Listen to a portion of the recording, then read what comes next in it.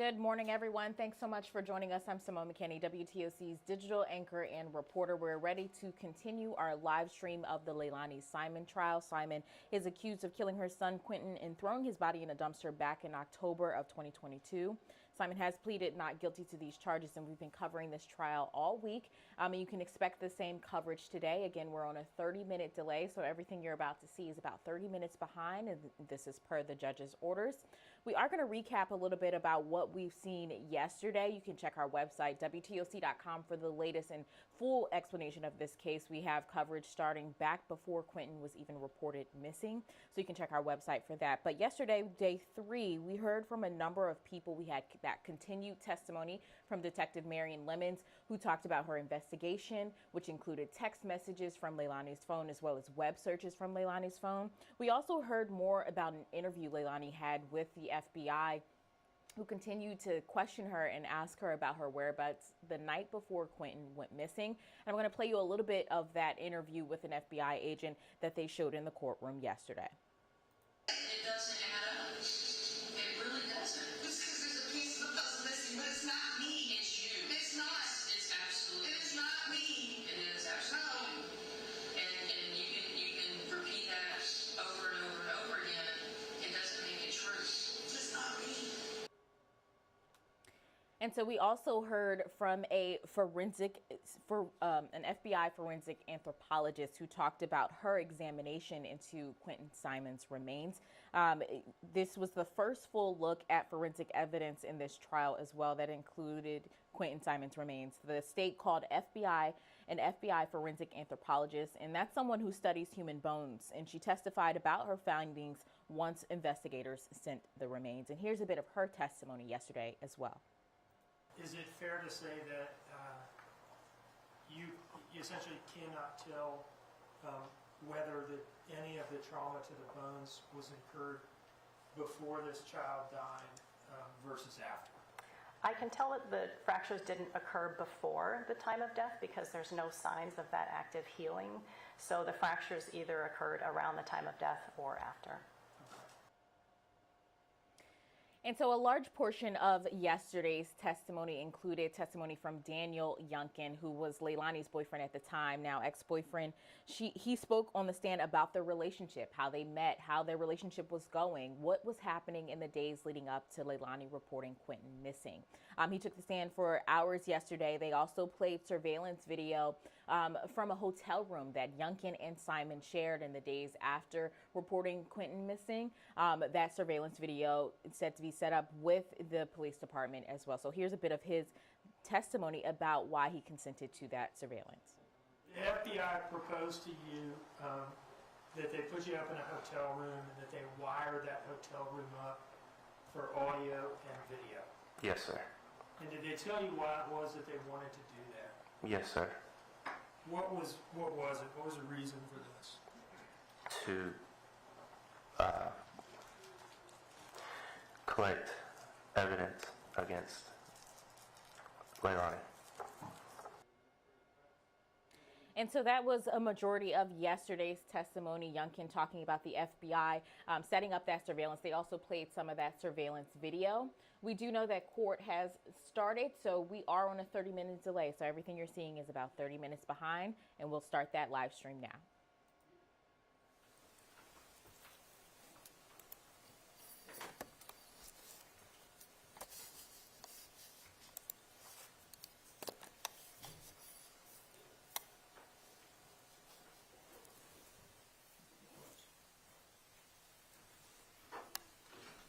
All right, good morning, Ms. Simon.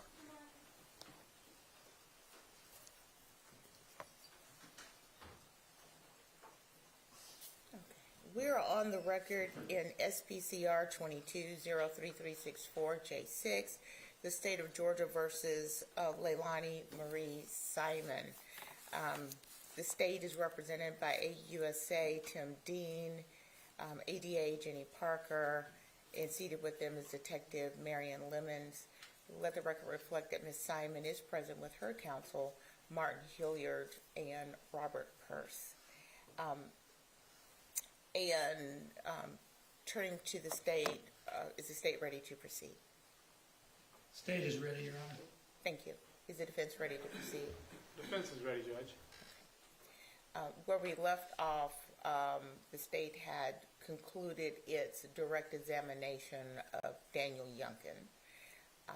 And Mr. Hilliard, you were going to begin with the cross-examination of Daniel Youngkin. I am, Judge, and I think I've got the technical issues worked out, but we'll have to wait and see. Technology is not my friend. All right. Are you ready to proceed with cross-examination? All right. Please call Daniel Youngkin. Or recall Daniel Youngkin.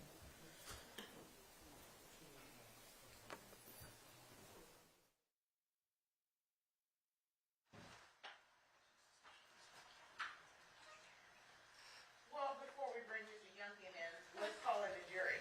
I always leave off the very important people here, so let's call in the jury. You don't do that very often. Thank you, Mr. Purse.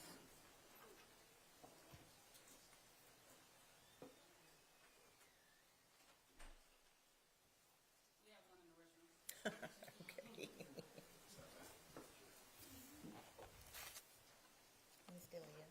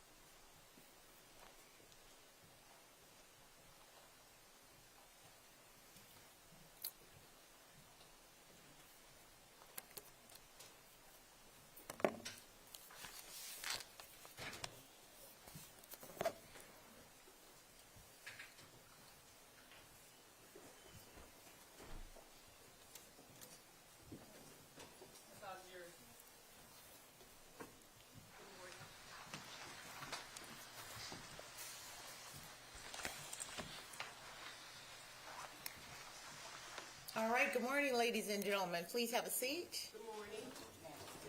All right, and thank you so much for being here all together and ready to go and on time. I just want to confirm that you are able to comply with the court's instructions. Okay, no one did any research or discuss the case with anyone? No. All right. Did any of you view any media? No. Okay. Looks like everybody has responded in the appropriate way. Thank you very much. I'm going to now turn to Mr. Hilliard. Mr. Youngkin. We call Mr. Youngkin.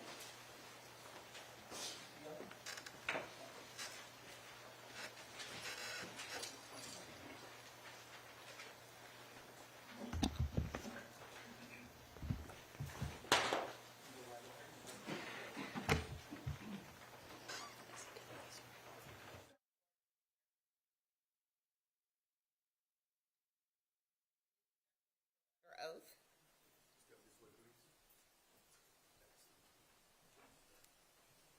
And Mr. Youngkin, just to be clear, you do understand that you are under oath. You were sworn in yesterday and you remain under oath at this time for cross-examination. Yes, ma'am. All right, thank you. Mr. Hilliard. Mr. Youngkin, good morning. How are you? Since yesterday, have you spoken with anyone about the case or your testimony? No. Thank you, sir. I'm going to approach, if I could, the witness in State's Exhibit 9 and have you look at it real quick. You could just briefly state what that is. The layout of the house Okay. on Buckhalter Road? And if you would, just explain to the jury where the front door is. Is that the room that y'all lived in and slept in? Yes, sir. Okay. And if you would, kind of explain where the front door is. We've seen pictures. Give me 1 second. I might can give you a better picture.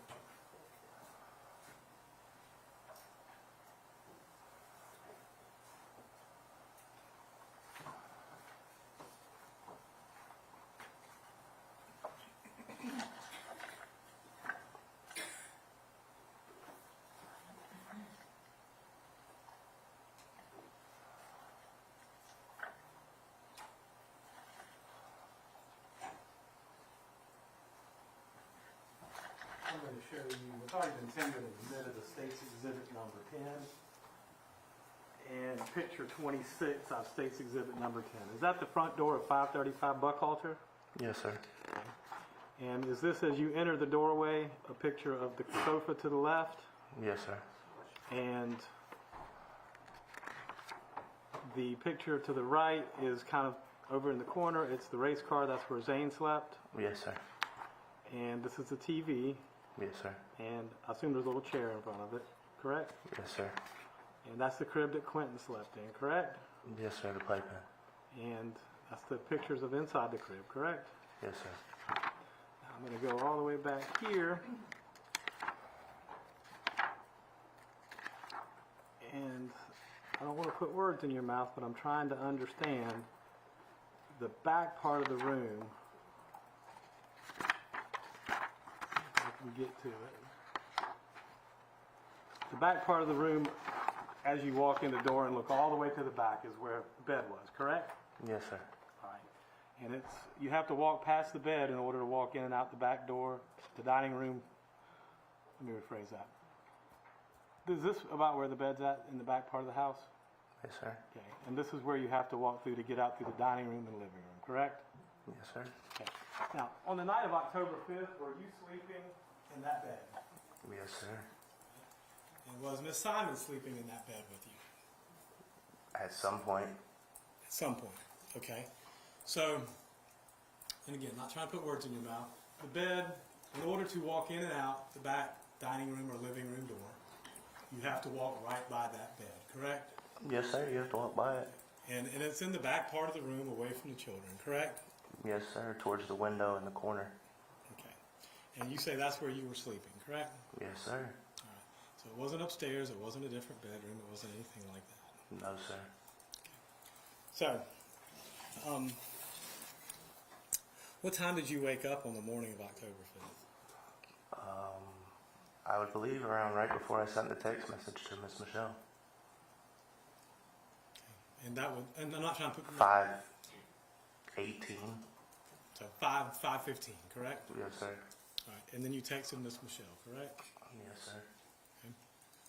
And when you woke up and texted Miss Michelle, I assume you then left to go to work, correct? I got ready and left. Yes, sir. All right. And what did you drive on the way to work? The Dodge Journey. And I'm going to show you some pictures. Mark the State's Exhibit 11. If you would look through State's Exhibit 11. Is that the Dodge Journey that you drove? Yes, sir. So you left and you went to work, clocked in around 6:10, 6:15, correct? Yes, sir. Whatever time the clock kind has me at. Yes, sir. All right. Did you make any stops along the way? No, sir. All right. You see in there a curveball, a fireball, and a natural light container, correct? As well as an orange vest or some sort of color.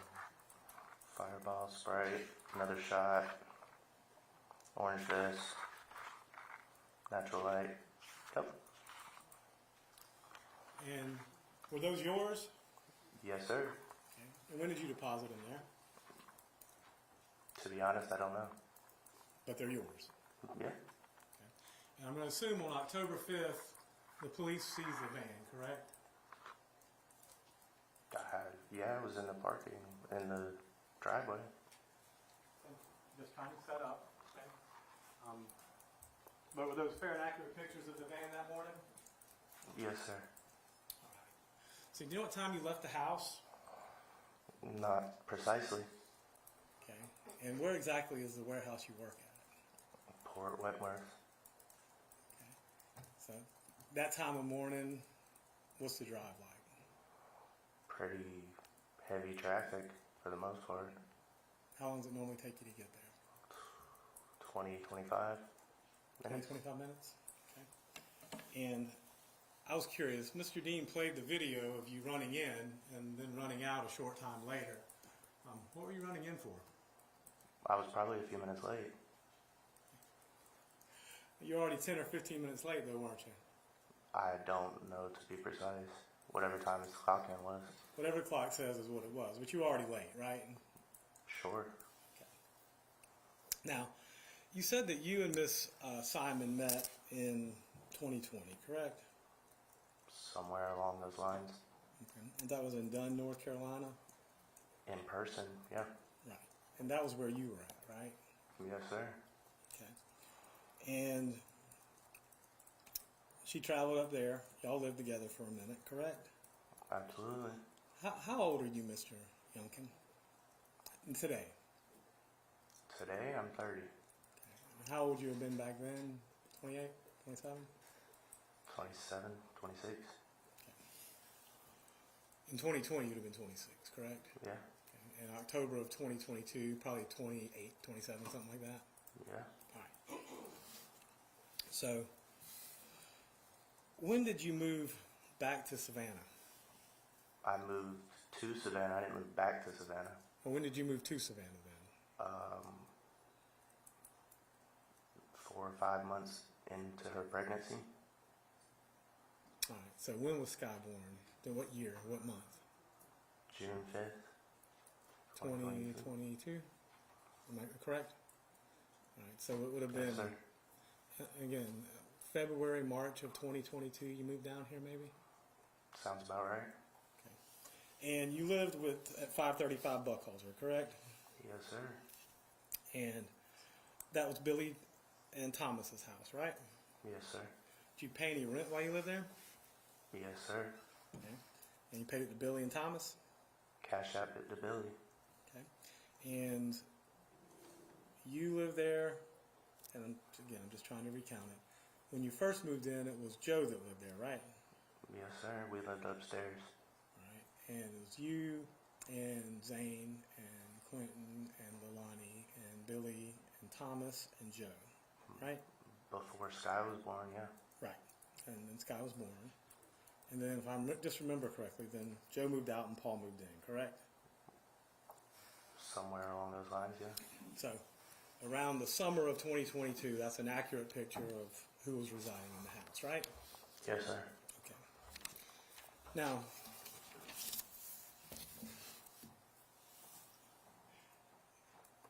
is it safe to say that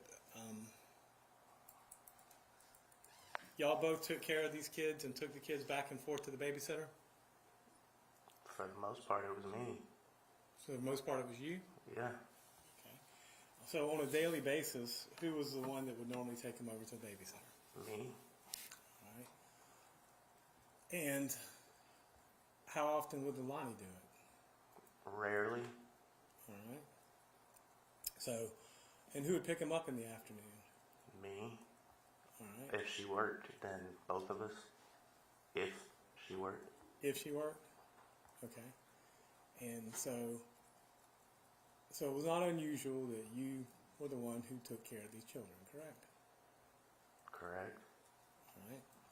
And it's not uncommon that you were the one that interacted with the babysitter, correct? Correct.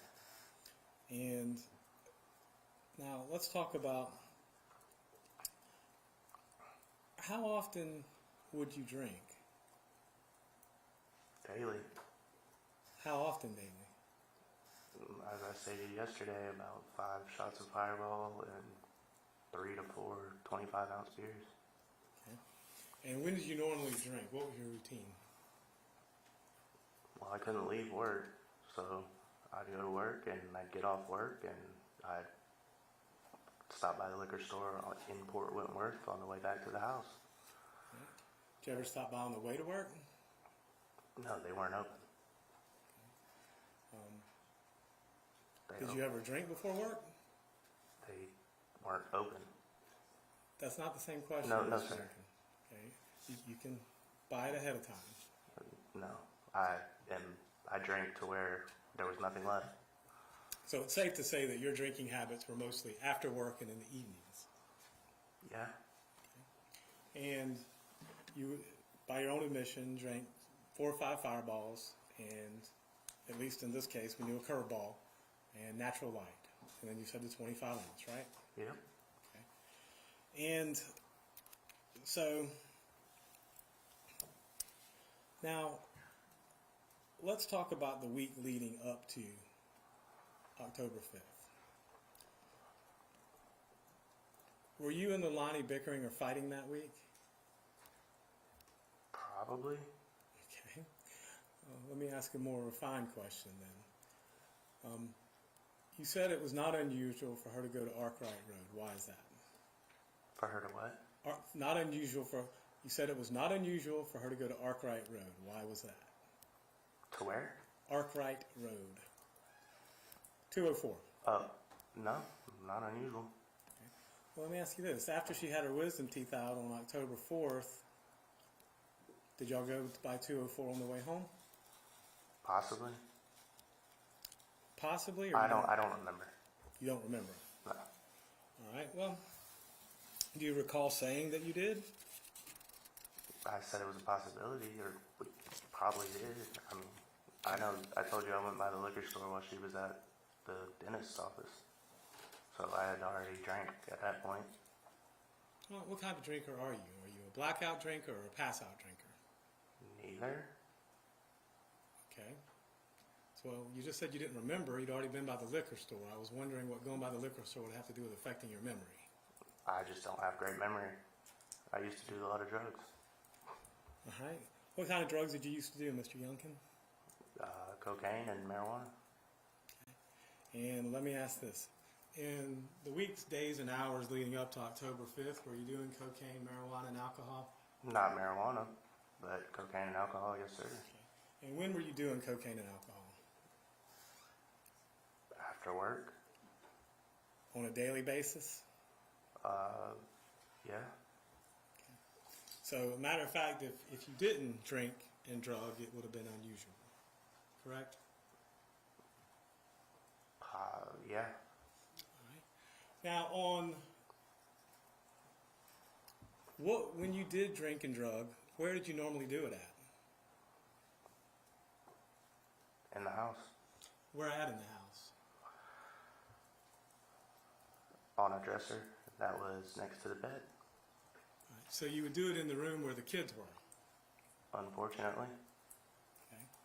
And I'm not trying to pry or anything, I'm just asking. So whenever you, and there's different ways to do it. You can smoke cocaine, No. sniff cocaine, Yes. or you can shoot cocaine. No. How did you do cocaine? Sniff. Okay. So when you're doing that, wouldn't you have to explain how you would normally do that? How would you sniff the cocaine? What was your routine? I'm not sure I understand the question. Okay, well, would you buy it? Yeah. Or would you send Leilani to buy it? I would buy it, or she would go buy it. I don't get Okay. it.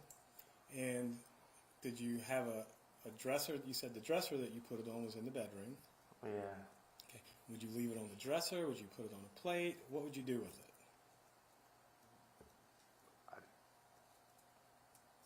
On the dresser, it would be in a bag, or sniff it out of the bag, or put a line on the dresser and sniff it off the dresser. All right. So and that's kind of the point I'm getting to. It's either in the bag on the dresser and you sniff it from the bag. The dresser is like this tall. That's fine. I'm just asking. The point is it was out on the dresser in the bedroom where the children were. That's my point. Sure. Okay. Now, is cocaine more of a stimulant or more of a depressant? Does cocaine give you energy or does cocaine make you sleepy? For me, Yes. sleepy, honestly. And that's a fair assessment. So cocaine makes you sleepy. Does alcohol make you sleepy or energize you? I kind of just evened out. So in your case, cocaine made you sleepy and alcohol would give you a little bit of energy and it kind of evened you out.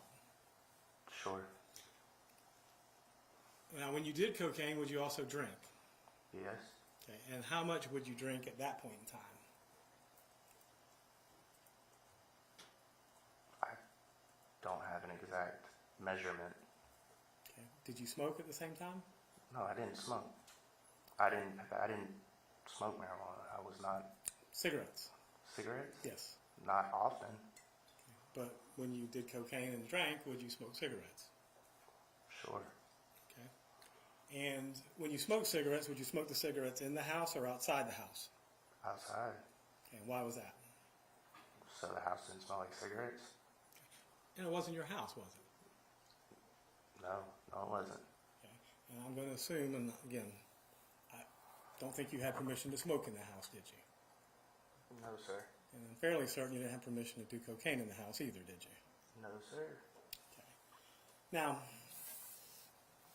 so you're not sure if you went to 204 after she had her wisdom teeth out. Y'all came home. You stopped by Cheddar's on the way home, correct? Yes, sir. Okay. Got something to eat, came home, and she took her medicine and knocked herself out, right? Sure. I'm not 100% sure. I honestly can't say for certain.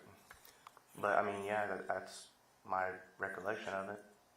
All right. Well, let me ask you this. Y'all lived in this room, right? For the most part, Okay. It's an open room, correct? yeah.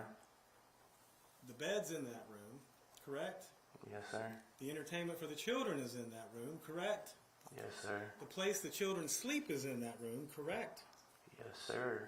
If you were interacting with the children, laying down, watching TV, or doing any of these things in your room, and she was sleeping, you would notice it, correct? More than likely, yeah. I mean, as I said yesterday, we were at a point to where I didn't really pay much attention to what she was doing. Okay. Well, do you recall telling the police that she went to sleep that afternoon? Yeah, I mean, that's- Any reason why you'd make that up? no. Okay. So, what time did she wake up that afternoon? I don't remember. All right. How did the kids get back from Michelle's that afternoon? I believe we both went and picked them up So, and what time was that? around 4:30 or 5. All right. Which is a normal time, right? I guess. I mean, it's a couple hours later because we normally get off at like 2 or 3. All right. So, 5 o'clock, Quentin's fine, Zane's fine, and Sky's fine, correct? Yes, sir. At 6 o'clock on the evening of October 4th, Quentin's fine, Zane's fine, and Sky's fine, correct? Yes, sir.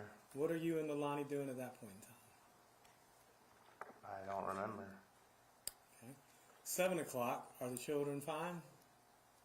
Yes, to my knowledge. What are you and Leilani doing at 7 o'clock? I can't say for certain. 8 o'clock, are the children fine? Yeah, to my knowledge. Absolutely. What are you and Leilani doing at 8 o'clock? I can't be 100% certain. I was probably making dinner. Okay. And 10 o'clock, the kids are laying down for bed, going to sleep at this point in time, correct? Yeah. Zane's, As was I. Zane's in his bed, correct? Yes, sir. Did you actually lay eyes on him? I mean, he's visible. Okay. Quentin's in his bed. Did you actually lay eyes on him? He's not as visible, but yes. Okay. And Sky's in her, I guess it's like crib or whatever it is, next to the couch, right? And you actually laid eyes on her as well, correct? Yeah, she was at the end of the bed. All right. So at 10 o'clock, kids are fine. You're there. Are you drinking or drugging at this point in time? 10 o'clock? Yes. No. All right. And so at 10 o'clock, was there any conversation about going to 204 that night between you and Leilani? Yeah, there's text messages. And what was the nature of that conversation? She said she was going to go to 204 and come back. I said, okay, can you make it quick? I'd like to watch a movie and go to sleep so we can go to work. All right. And that's basically what your text message said. Yeah. Come on back. See you soon. Please, Let's watch a movie, right? please, yes. So there was no, at least I'm not putting your words in my mouth. From the text messages, there didn't seem to be any animosity between y'all at that point in time, correct? For the most part, Yeah. You're just looking forward to laying down, watching a movie together, right? for the most part, And again, were you drinking or doing any drugs that night? That night? Yes. You said 10 o'clock. And that night, after this, anytime that night. Prior to 10 o'clock? Yeah, prior to when I laid down, yes. Okay, what were you doing prior to 10 o'clock? Drinking and the rest of the little bit of cocaine I had. So you were drinking and doing cocaine up to 10 o'clock. And is that why you sent her to 204 to get some more? I didn't send her to 10 to 204. She was the one who said she wanted to go to 204. That's in the text messages. Okay. So let me ask you this. Who would normally get the drugs, you or her? That were her people. And would y'all share drugs, or Yes. would you keep it separate? Share it for the most part. All right. So if you got some cocaine or some weed or some I didn't get weed. Percocets, I didn't get Percocet. all right. But if you got cocaine, you'd share. Yeah? And if she got it, she'd share. No. No. No. She was selfish. Okay. So you would share drugs, but she wouldn't. Yeah. Did that cause any anger or animosity between you? No, not really. Okay. Not for me. Really? Okay. So whenever you do you remember speaking with the police on October 5th? I believe it was an FBI agent and a detective from Chatham County Police Department. Yeah. Okay. Do you remember when they took you down to the station and interviewed you? For a very long period of time. Right. And do you remember that conversation with him? There were quite a few. Let's just start at the beginning then. Do you remember telling them there's nothing weird about her going to Arkwright Drive? Yeah, sure. I mean, there's not anything weird about it. And when Leilani got back from 204, were you awake or asleep? I was asleep. Do you remember telling them that you were awake when she got back? No.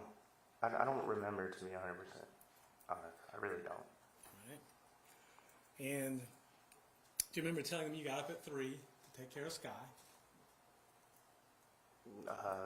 It's possible that I did. Okay. And do you remember saying that everything was fine at that point in time? Possibly. Okay. Let me ask you this. Whenever you would come and go from the house, did you come through the front door, or did you always drive around back and come in through the dining room or living room doors? Never through the front door. And that's because the parking's in the back, right? Yes. Okay. And it would not be unusual or uncommon that those doors are the ones that get all the movement, are they? No, not uncommon. Okay. And whose responsibility was it to lock those doors or secure those doors at night? Everybody's? Whoever came in last. Okay. But would it surprise you if those doors opened and closed a lot and weren't locked and stayed open? Yes. Okay. Would that be unusual? Yes. Okay.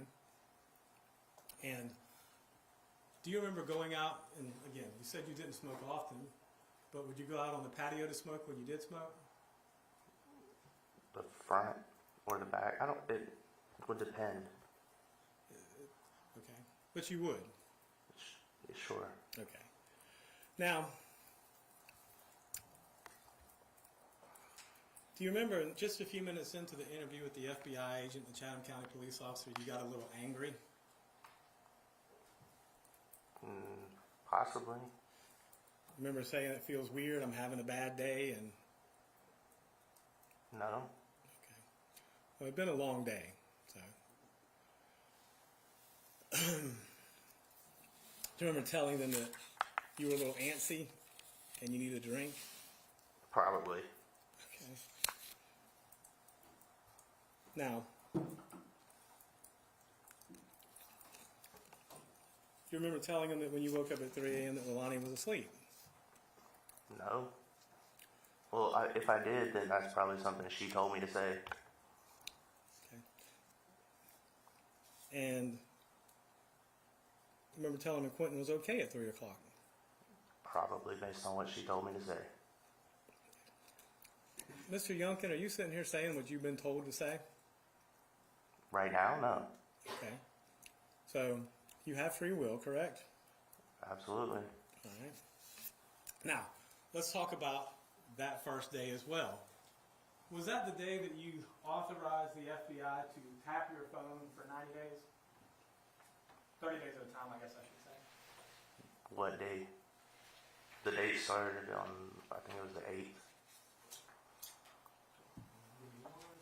I think it was 10/8/2022. October 8th. All right, well, I asked that question. Let's just go back.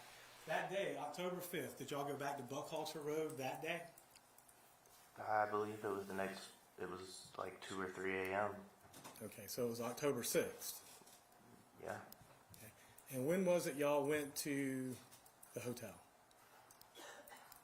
The 7th, maybe? I don't know 100%. But you had agreed to Absolutely. have the video done, the audio done, and then give them your phone done, correct? The phone happened later, but yes, I did. Okay. And you say the phone happened later. They didn't dump it that day, October 5th? What do you mean? Oh, permission? Extracted. I thought you were talking about the 30 days at a time. No. I'm talking about just actually giving them your phone. Yeah, on the 5th, absolutely. Right, because I remember you asked on the 5th to get your phone back, if I'm not mistaken. Yeah, I did. Right. So, And I got it back. all right. So, now, did you notice anything about Quentin's crib the evening of October 4th? No. Early morning hours of October 5th? No. Anything unusual about it? No. I wasn't really looking at that point, but no. Okay. And I wonder if I could approach the witness for 1 second.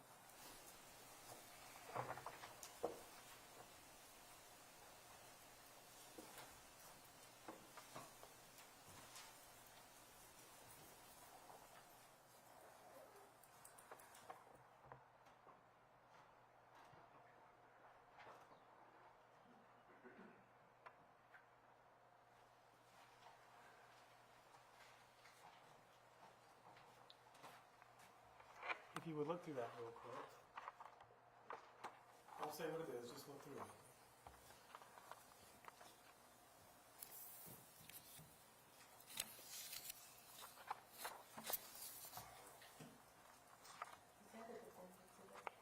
It depends. Okay.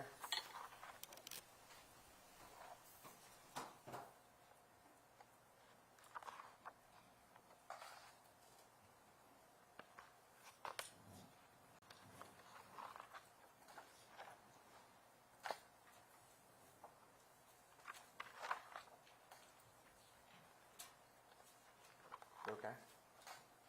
Do you recognize any of these messages? Yeah. Okay. And what are these messages? Text messages between me and Leilani. Okay. And if you would turn to, I guess, the very back one. Let's start in the back and kind of work forward.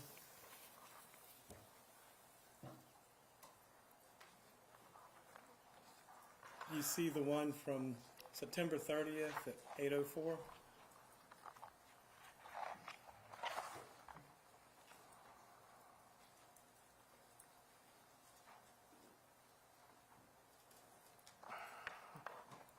Yes. Okay. This is about 5 days prior to Quentin's disappearance, is it not? Yeah. And it's from who to who? From me to her. All right. And if you would, what did you say to her that particular day?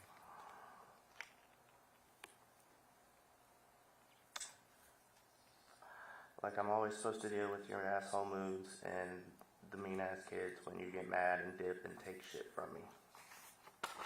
What particular shit are you talking about here, Mr. Youngkin? Money, drugs.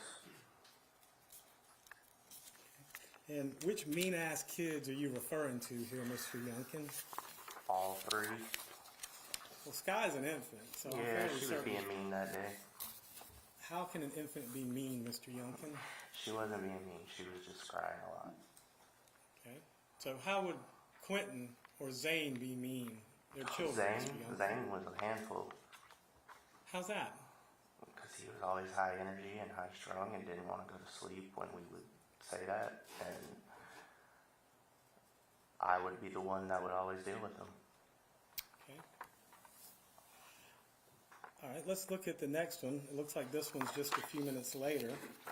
September 30th at 8:47. Yeah, I said, I'm such an idiot. I see it. Now, you said a little bit more than that. I am such a ducking idiot. I see it. And you meant to say something else, but... Yeah, well, autocorrect. All right, let's go on to the next one on September 30th at 8:46. Yes. That's from you to who?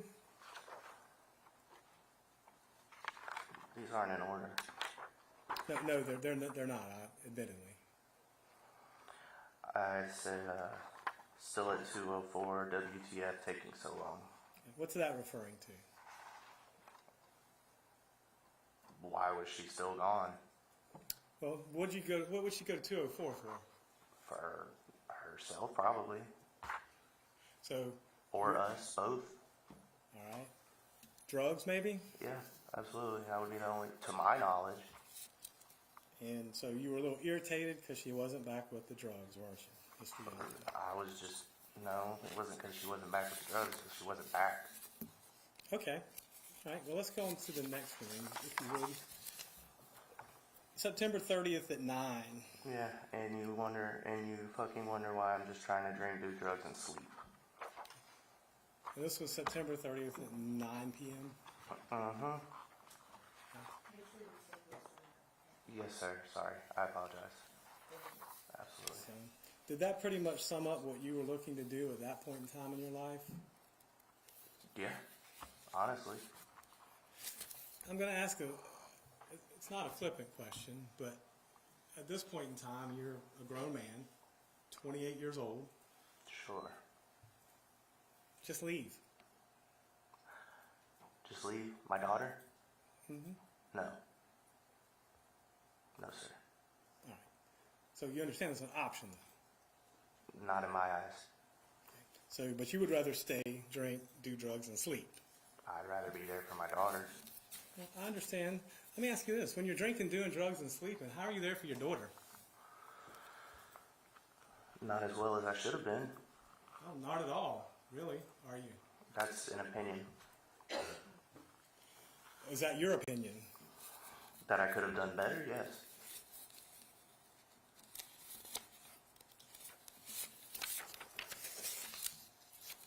Now, that's all the ones for September 30th. Let's look on October 1st. This is 4 days prior.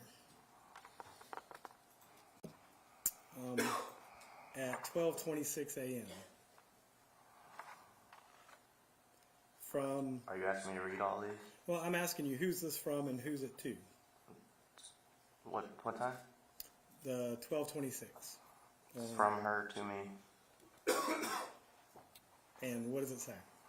You almost had your whole bag, and some of both of the bags that I had went and bought. What bags is she referring to? Cocaine, which was inaccurate. So you went through both bags, is what That's this... inaccurate. It may be inaccurate, but that's what the text message says, correct? Yes, sir. Okay, it says you went through both bags of cocaine. According to her. Right? Well, let's go on to the next one that you sent back to her. No bag, no love, no niceness. Okay. So basically, your mood was contingent upon the drugs that you had, correct? That was inclusive with the no love, no niceness. Let's go to 10/1/2022, 12:27 a.m. That was from who to who? Her to me. And what was this referencing?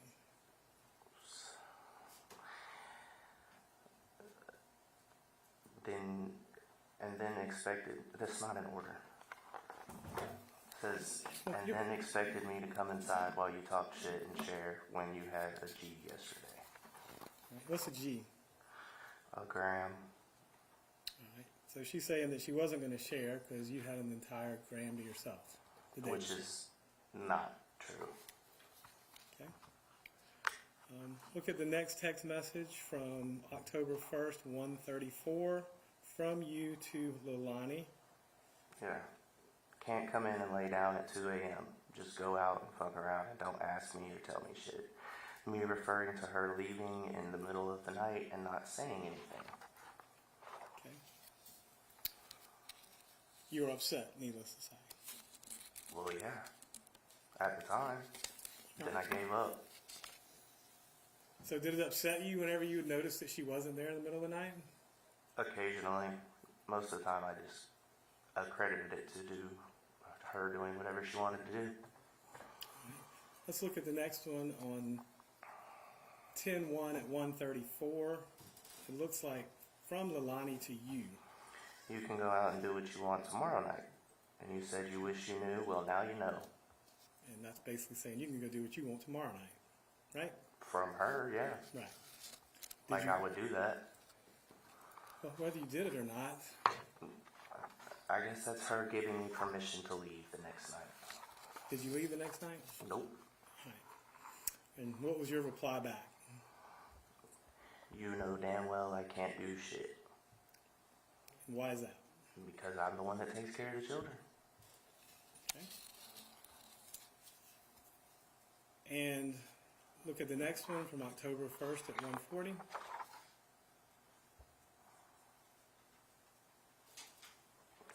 Like I said, it's not in order, but yeah. Is that to Leilani from you? Yep. And what does it say? Bet it'll be 3 a.m. before I see you and no beer. 3 a.m. drinking beer? Yeah. Was that unusual or uncommon? Depending on the day. If I didn't have to work the next day, probably not. And this is later. You want me to read this one? October 1st at 2:19. Yes, sir. But want me to be all over you when you run off at night like this and lie and don't respond. And that has to do with withholding sexual attention, correct? I assume that's what it means. What do you mean? What do you mean? Well, you tell me. I'm assuming that's what you mean. You want me to be all over you when you run off at night like this. What does that mean? Anything intimate. Right. So, Anything intimate. Not just sexual. Anything. so that was withholding affection, correct? That's what you're threatening there. That's what I'm threatening? I what it wasn't sounds like. threatening. Okay. That was me saying she wants that, but how am I supposed to do that when she does this? Okay. Let's look at the next one from October 2nd. You may remember this, you may not remember this. But Oh, this, I don't know what this is. all right. And you see the picture there? Vaguely. All right, we'll go to the next one then. See if that helps. I guess it's a haircut. Were y'all talking about getting Quentin's haircut? It wasn't my choice. I think, Well, that's what at least Leilani was. That's from her to you, correct? yeah, I guess she was thinking about getting Quentin's haircut. And that was on October 2nd, correct? Uh-huh. All right, let's look at October 2nd that evening at 8:43. Yes, sir. It's not my fault. I'm so sorry. October 2nd at 8:43. That was from you to Leilani, correct? Yep. Should have gotten Zane to chill or left me something before you tell me to fucking chill. Left you what? Some drugs. Okay. And what was Zane doing that night? Being high energy. Wouldn't listen? Basically being a kid. If that's how you want to put it, yes, sir. All right. And October 2nd at 8:56, you sent another text message to Leilani? I want to know why I wish I don't understand the context. I want to know why I wish I did, because I didn't get any when I even begged. I don't know.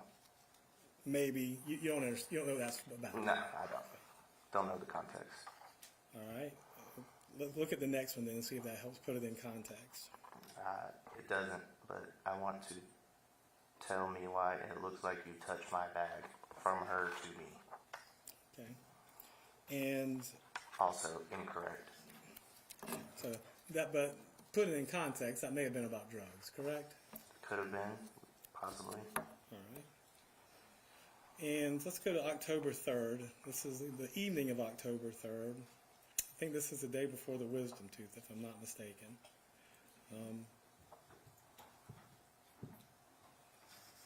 This is 11:34 p.m. and it's from Leilani to you. And what does she say to you? This is backwards, so it's kind of hard to get everything in context. And some of it's not even in order. Well, that's fine. You can put it in order, but what does it say? I don't have time. It says, so I've kind of been waiting for you at the same time, which is why I asked what you were doing. I do not know what that's referring to. All right, well, that's fine. Let's go to the next one then. It's just an okay, right? Yep. Just me saying okay. And what's the next one? Her saying, oh, I guess she was outside, sitting on the front porch. All right. Said, thought you said you was going to hit that line and come smoke a cig. All right. If I hit that line, what does she mean by that? What she had left on the dresser for me. For you to do. Yep. And by do, I mean cocaine, correct? Drugs, absolutely. And this was about 11:30 at night, give or take. 11:33:47. And let's look at the next one from her to you. 11:33:32.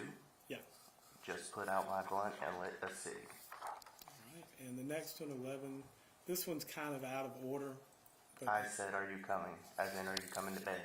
Right. At 11:32:19. And let's go on to October 4th, which we kind of have a little bit about this already. There's one from October 4th at 10:41. 10:41:37. She said, I'm about to turn on 204.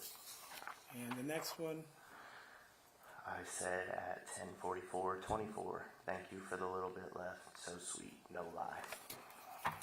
and what little bit left were you referring to? Whatever she left me on the dresser. Drugs. Yep. All right. So at least at that point in time, on the night of October 4th, you were at home with the children, under the influence, while she's out getting more drugs, correct? Yes. Okay. At any point, did you ever tell them this? Yes. When?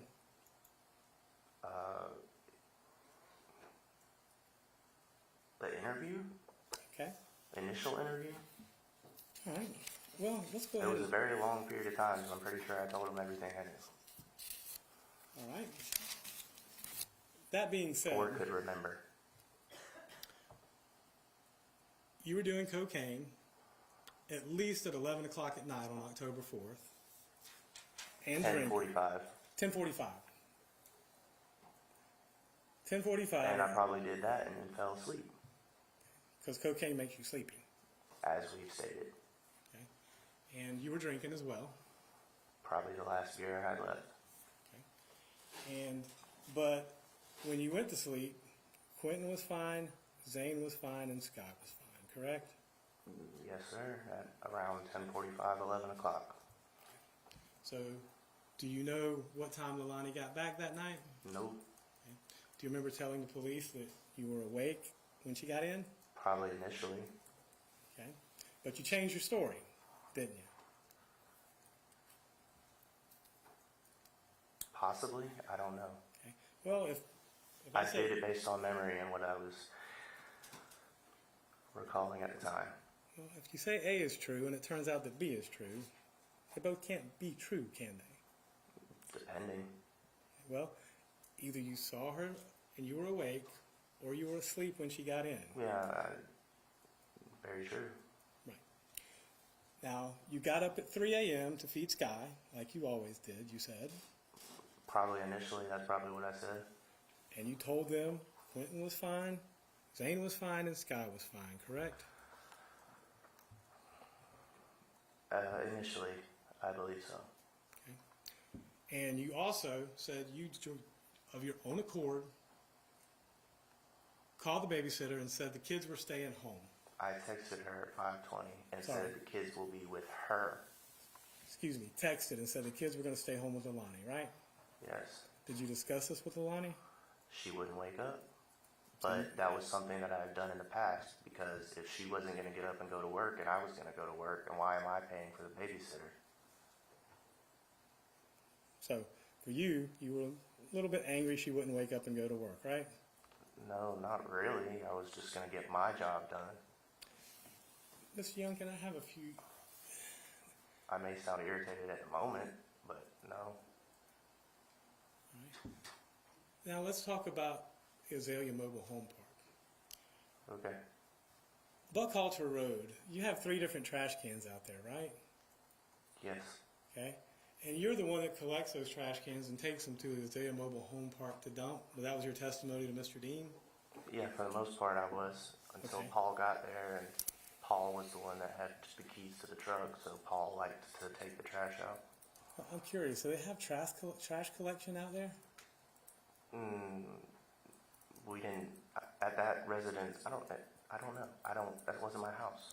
Well, it just seems a very odd thing that, That's what I was told to do. okay, well, who told you to do that? I don't remember exactly, but that's just one of the things that happened. I don't understand. So Paul, either you or Paul were the ones that took the trash off there. Yes. Okay. In the Silverado, Right. never in the Dodge Journey. You're absolutely correct. In the Silverado. But you don't know whether or not there was garbage collection on Buckhalter Road or when they collected garbage? I don't believe they paid for that service. I think it's something you have to pay for. I'm not 100% sure. Do you know if the service is offered? No, I don't. Okay. Well, have you ever see garbage trucks up and down the road? It So wasn't it's my okay house. if you don't. Yeah, it's okay if you don't, but I mean, No, it wasn't my house. okay. You didn't pay attention to it, is what you're saying. No, I just did what I was instructed. Now, but you did agree to have the hotel room wired for 3 days, correct? Yeah, and my cell phone. When did you leave Savannah after this? I believe it was the day that I signed the paper for my cell phone to be tapped. You left Savannah that day? I believe so. Okay. And that's when you moved away from Savannah? I went and stayed in Atlanta for a weekend, and then I moved back with my parents. So whatever day is on that particular item, that was the day you left Savannah? I believe so. If not, it was the next day. Did you have custody of Sky? No, I wasn't even legitimized, Do you have? and I was threatened multiple times that my daughter would be taken away from me by Leilani. Okay. Well, let me ask you this. Do you have custody of Sky now? No, I don't. Who does?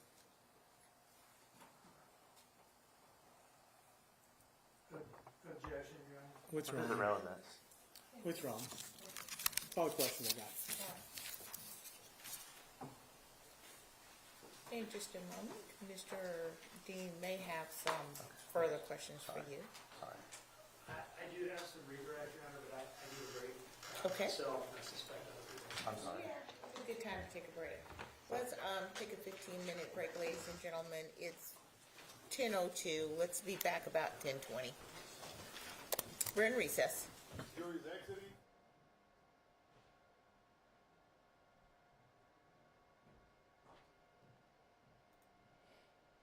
Alrighty, so you can hear that they are in recess right now. The judge mentioned that they would be back around 10:22. Again, we are on a 30-minute delay, so you can expect us to come back around 11 a.m. or 10:50. So stay tuned with us, and we'll be back as soon as the court returns.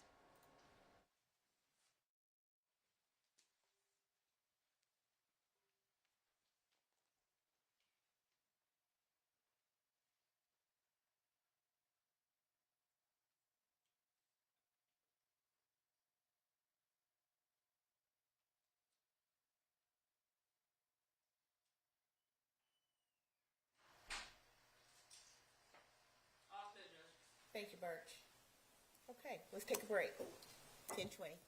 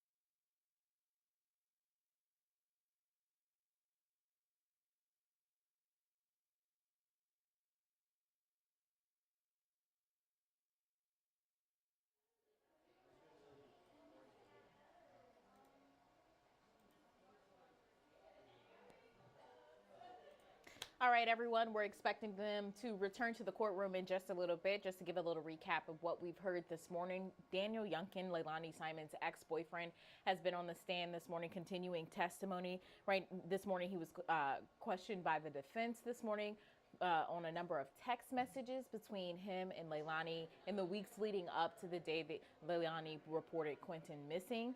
They talked a lot about the different places they were going, things they were doing, and the different drug uses that were going on in between the relationship. So that's what we heard this morning. I'll play a little recap of the end of before this first break this morning, and this is Daniel Youngkin on the stand. When did you leave Savannah after this? I believe it was the day that I signed the paper for my cell phone to be tapped. You left Savannah that day? I believe so. Okay. And that's when you moved away from Savannah? I went and stayed in Atlanta for a weekend, and then I moved back with my parents. So whatever day is on that particular item, that was the day you left Savannah? I believe so. If not, it was the next day. Did you have custody of Sky? No, I wasn't even legitimized. Do you have? And I was threatened multiple times that my daughter would be taken away from me by Leilani. Okay. Well, let me ask you this. Do you have custody of Sky now? No, I don't. Who does?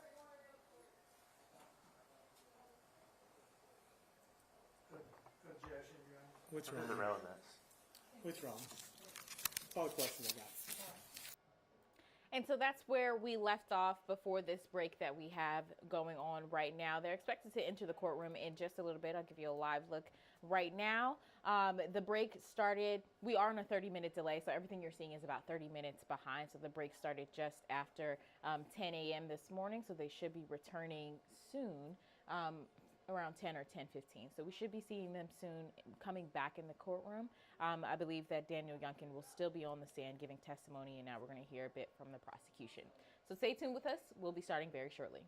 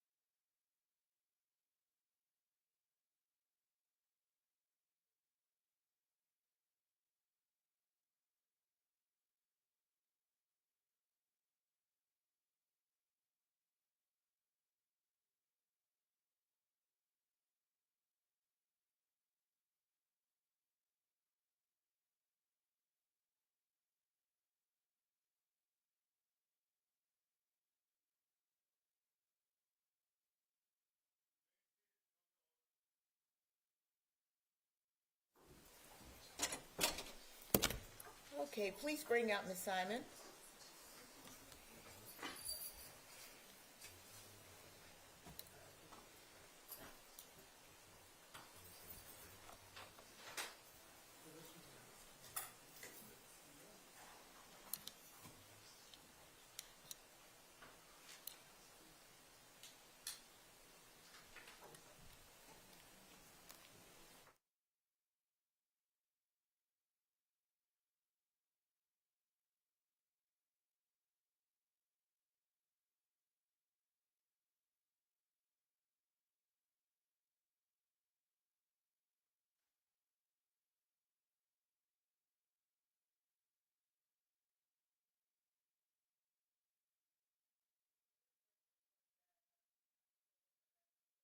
And Ms. Simon has rejoined her counsel at that table. We're back from break. Is there anything that we need to take up before bringing in the jury? No, Your Honor. Okay, and Mr. Hilliard, you ready to proceed? We are, Judge. Okay, please bring in the jury. Just a moment. May I get the witness back on the stand before we bring the jury in? Yes. Daniel Youngkin.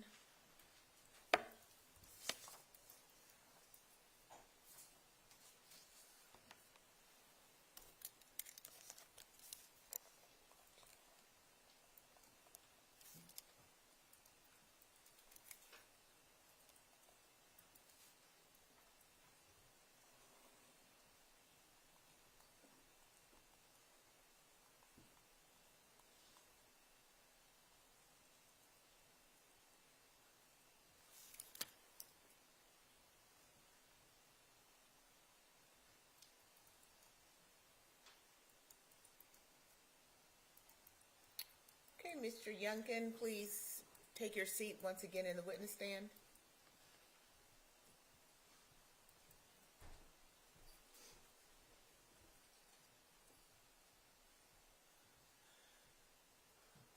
All right, Mr. Youngkin, you understand that you remain under oath? Yes, sir. Let's bring out the jurors.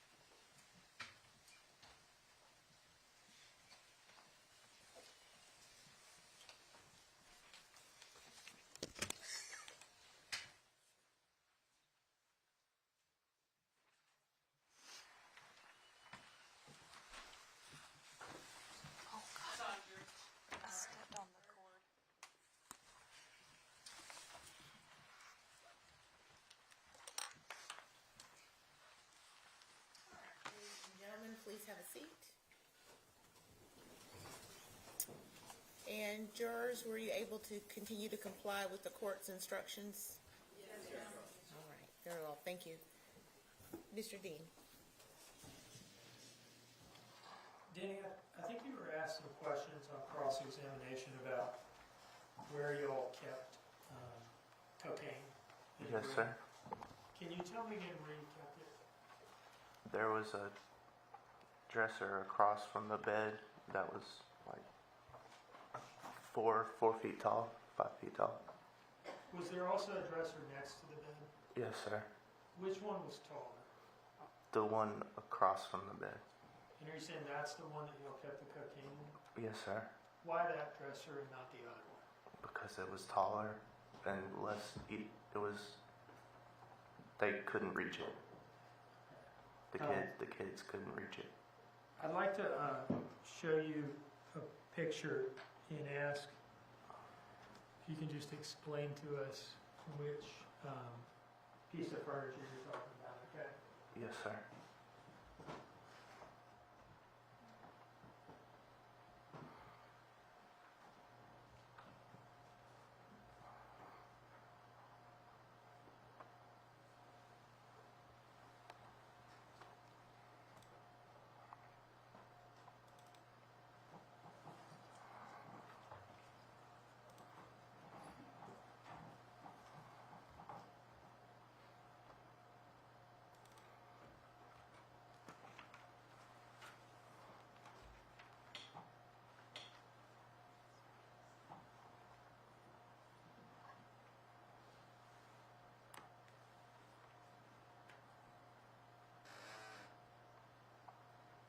All right, this is image 44 from State's Exhibit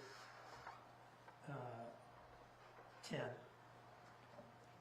Are we seeing in this picture the piece of furniture that you're talking about? Yes, sir. Where in this piece of furniture or on this piece of furniture would you guys keep cocaine? There's a shelf in there that's at the top, near the top, and then on top of it And how do you open that piece of furniture? with that door handle right there.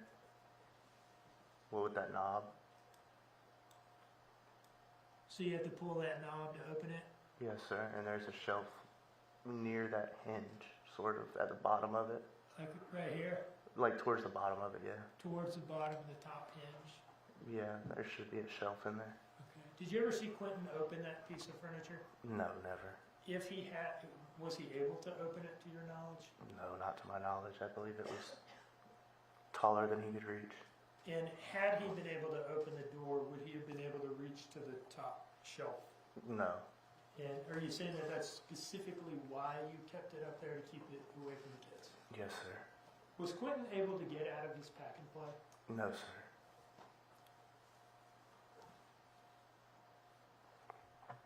How much were y'all paying for cocaine at this time? Quite a little bit, actually. What do you mean by that? 20 to 40 a bag. And how much is a bag? Like how much are we talking about in the bag? 0.3, 0.5, something like that. 0.3 or 0.5? Of a gram. Okay, so less than a gram. Yes. And how much money is that, you said? $40 would get you probably like a 0.5, maybe. So did you consider cocaine to be expensive? Yeah. Were y'all in the habit of just leaving it laying around? No. Once you bought cocaine, would you be careful to take care of it and safeguard it? Yeah. As much as possible. Now, I want to ask you some questions about Defense Exhibit 1 that was shown to you that I don't think was introduced into evidence. Is that right, Madam Clerk? Was Defense Exhibit 1 introduced into evidence formally? Yes. It was? That's one? Or That defense Defense one? Exhibit 1. Oh, no, it was not. I've marked it, the copy that I was given, it states Exhibit 87. Danny, you've identified these as text messages that you sent to the defendant over a period of time. Yes, sir. Your Honor, I would introduce this as states 87. Yes. No objection. I was going to wait for the detective, just cross-mark it as defense 1 if that's okay. It states 87. I'm good with that, Judge. Okay, that's fine. May I approach, Your Honor?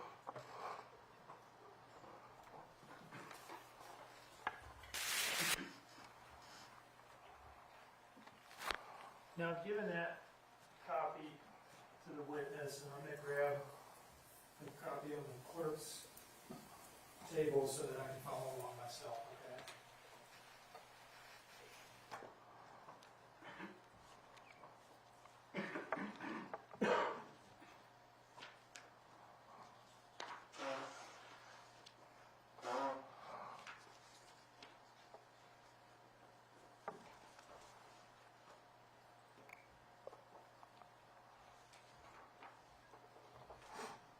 Danny, what's the date and time of the message that you're looking at on the page that I've turned to? October 1st, 2022, 1:34:29 a.m. All right. And what did you say in this message? I said, can't come in and lay down at 2 a.m. Just go out and fuck around and don't tell me or don't ask me or tell me shit. What did you mean by don't ask me or tell me shit? Just, I was unaware of her whereabouts or that she left or what she was doing. What did you mean by fuck around? Just can't come in. Do whatever she wanted to do. Did you know what she was doing? No, I didn't ever ask. And that was at 1:34 a.m. Yes, sir. Can you flip to the page in front of that?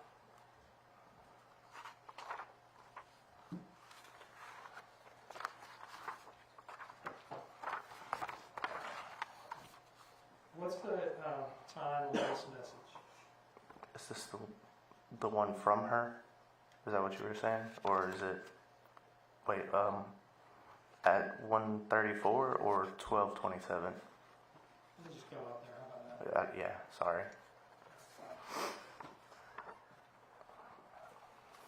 This is the one we were at. So, are you talking about this one? Yeah, that one. Okay.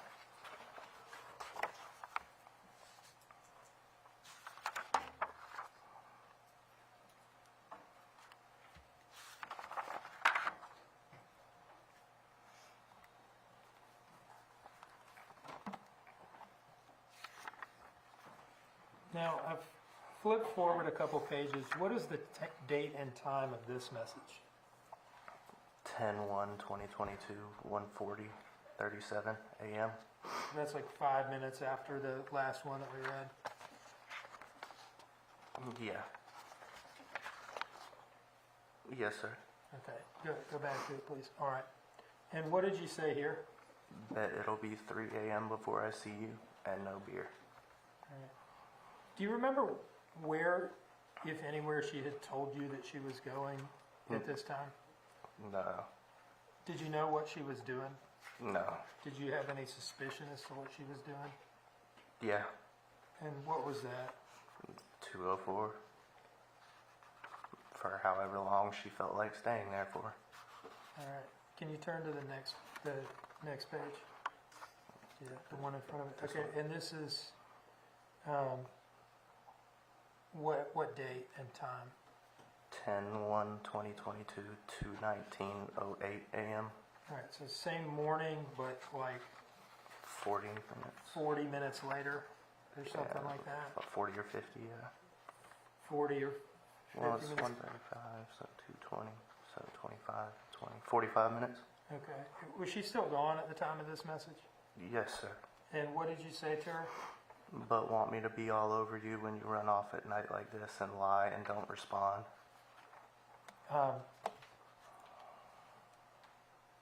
And you thought she was at 2:04. Yeah. Right. And that's where y'all would get drugs from. Yes, sir. All right, I can take that back.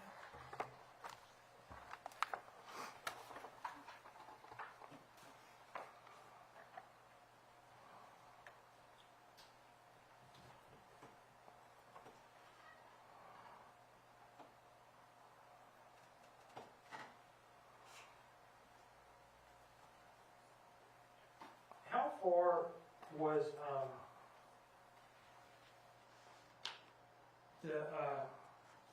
let me ask you this.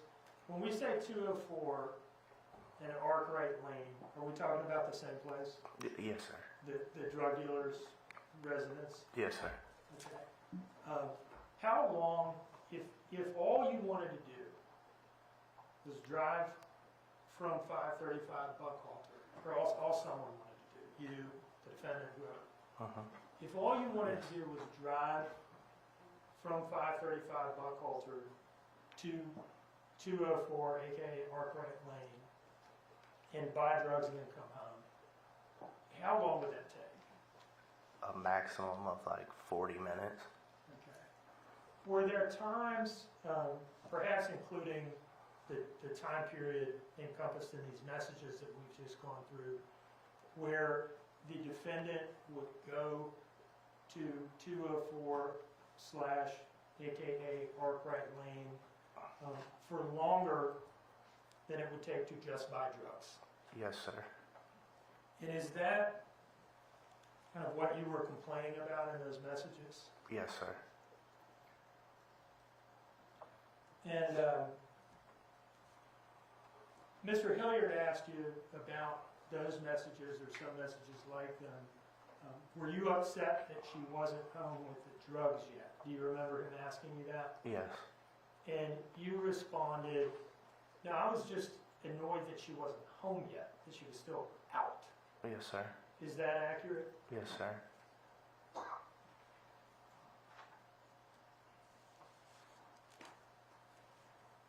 One moment, please, Your Honor.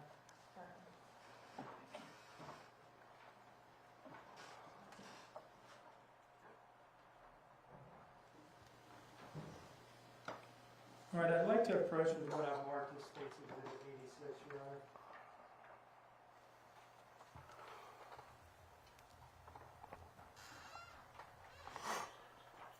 Has 86 been entered has it been admitted into evidence? No, Your Honor, that has not been offered yet. All right, thank you.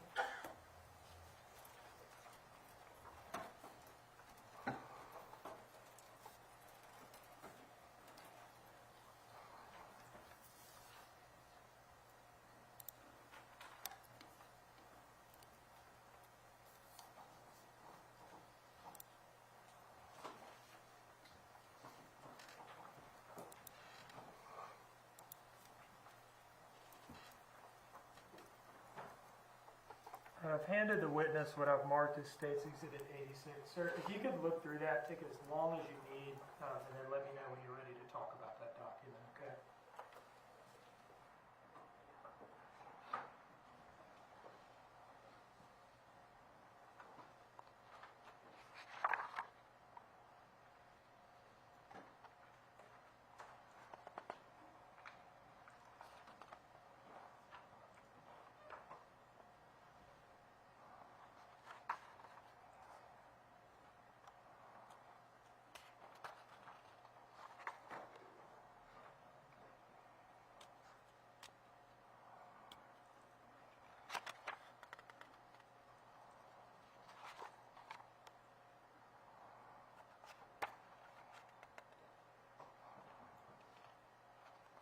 Okay.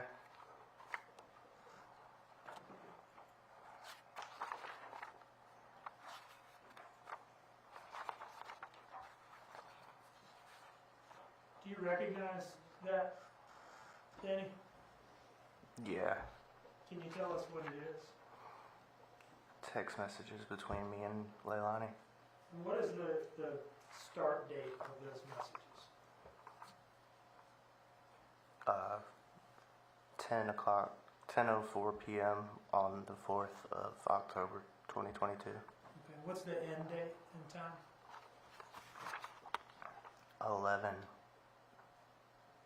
My last text message was 11:01 p.m. Her last text message was 11:10 p.m. on the 4th of October, 2022. Is it fair to say that these are your text messages from that night? Yes, sir. Does this fairly inaccurately depict your text message communications that night? Yes, sir. Your Honor, I would offer this as State's 87. No objection, Judge. And may I call it? 86. Pardon. 86. Thank you.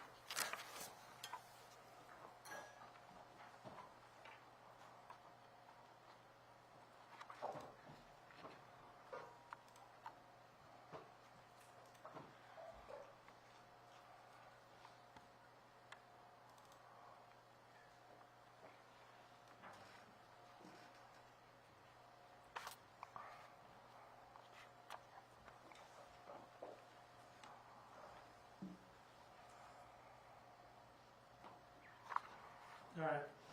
I'd like to start towards the bottom of page 4. And let me ask you this. Can you see the screen from where you're at?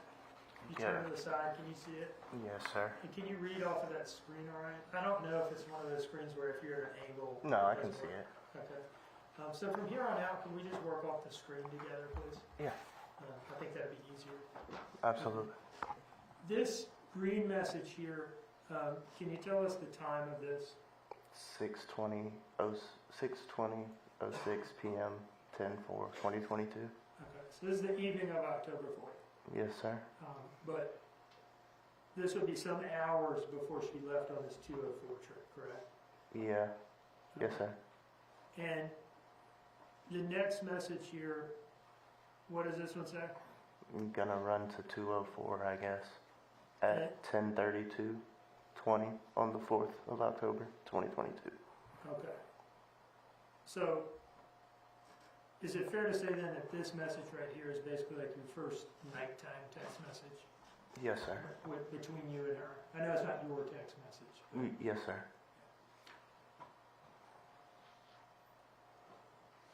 Scrolling down, what time did you respond to that? 10:32:41, so 20 seconds later. Okay. And what did you say? Oh, ... okay. Space, Now- Can I take from those two messages, well, the fact that she texts you, gonna run to 204, I guess. Can I take away from that she was already gone from the house at the time she sent that message to you? Yeah, it was either that or she was sitting on the front porch. Okay. I'm not 100% sure, to be honest. And your response, oh, okay. Why did you respond that way? Because I was already laying down and ready to go to bed for the next morning to go to work at 6. Were you surprised that she was Yes. all of a sudden going to 204 at this time of night? Yes, sir. Okay. Considering that we had work and that she had just gotten her tooth pulled earlier that day, And I just said, be safe, I guess. that was how long after? Oh, okay. 2 minutes and 8 seconds on the 4th of October, 2022.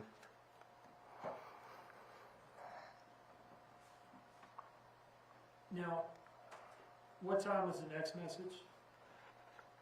And you can drop the seconds. at this point. The next minute after, and she said, I will be, so she was responding, I'll be safe and I'll be quick, I promise.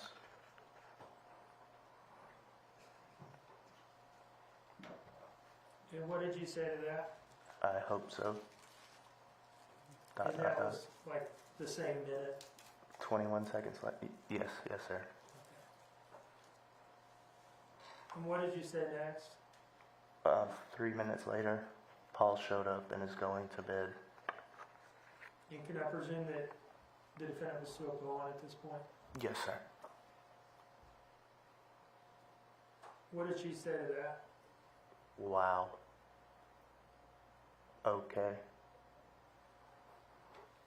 And then what did you say? He said something about telling you he was on the way and then you leaving and him getting threatened to get ran over.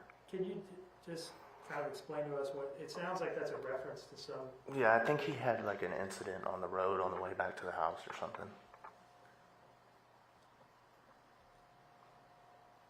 and then what's her next message to you? At 10:41, she said, I'm about to turn onto 204. And I said, okay, at the same minute. And what's the next message? She said, no, he said, in a little bit. What is that a reference to? I believe it's in reference to Paul. I'm honestly not 100% sure. And then your next message, maybe that'll clarify. I don't know. That's what I said. Oh yeah, I remember it. Sorry. Can you first read the message and tell us what this particular part of the exchange means? That's what I said, you said, he said. But he said something about something about no, it was I'm on the way or something. Was there, let me just ask you this, does this exchange refer to some sort of like miscommunication between the defendant and Paul about when exactly Paul was going to get home? Yeah, that's what I'm gathering from it. Yes, sir. And then at 10:44 at the top of page 7 of this document, what did you say? Thank you for the little bit left. So sweet, no lie. And what were you referring to here?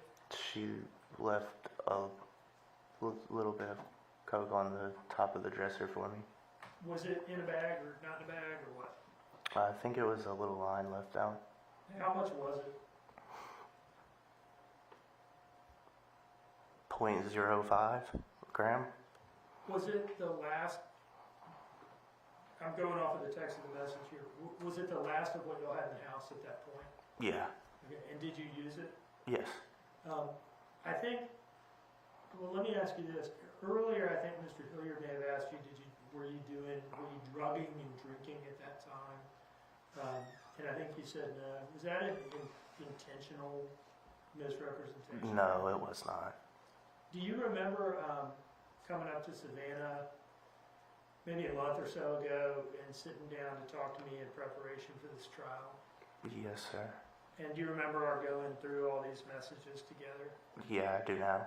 And do you remember my specifically asking you what that text message meant? Yes, I do. Do you remember freely admitting to me at that time? that Yes, it was I a do. reference to a little bit of cocaine? Yes, I do.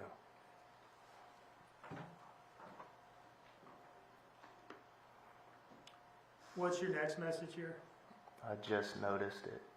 Paul asked if soda was free to drink because of kids only on Hawaiian Punch. Sounds like I'm sleepily texting. Why do you say that? Because I barely understand what I'm saying. Now, Was this the point in the night where Paul was getting something to eat or drink in the kitchen? Yes, sir. And how did she respond to that? Yeah, just tell him not to be excessive with it. And what did you say? Gotcha. Now, this next message, what time are we at here? 10:45. And read to us what you say to her. I love you. Please come back so we can crash together. Number of R's on the end of together there. 4. What are you wanting to do at this point? Go to sleep.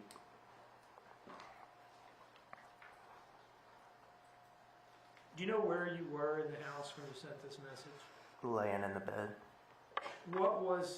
What if anything was holding you back from going to sleep at this point? Her being back. Now, scrolling down to the top of page 8, 6 minutes later. what did you say to her? Or not. Had she responded to your last message about come No. back so we can crash together? No. So you say or not, and what does she say? I love you. And what does she say next? And I'm about to be walking to the car. And what time was that message sent? 10:51. And your response? 1 minute later, I said, oh, okay.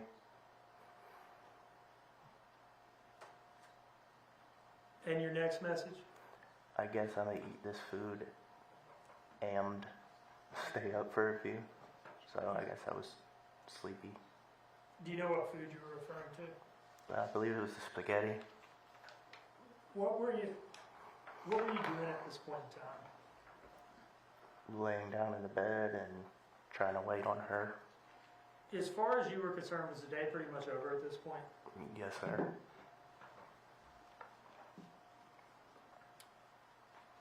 And what was your next message and when? 10:56. I said, I no want to be tired or you be tired either. They. And that was how long after the last message where you said, I guess I'm going to try to stay up for a few minutes? 4 minutes. You're still wanting to go to bed at this point? Absolutely. Just wanting her to come home so you can do that? Yes, sir. How did she respond to that? I know, maybe. And what did you say?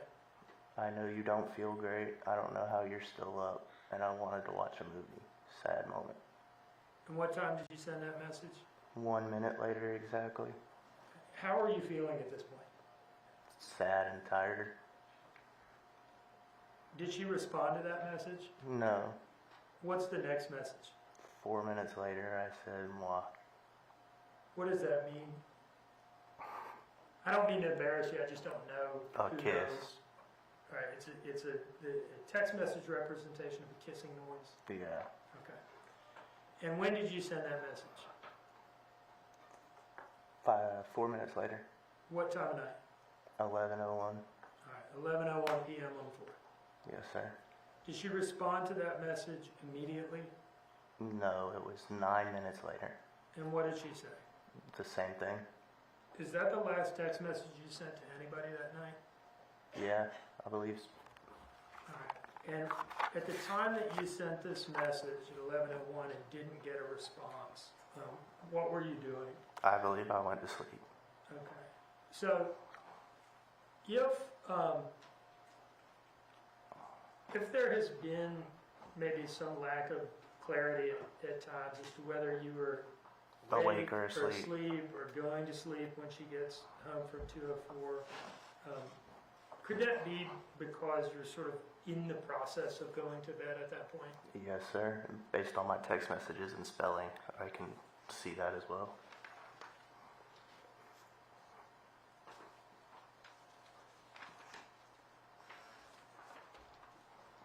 And my lack of remembering correctly.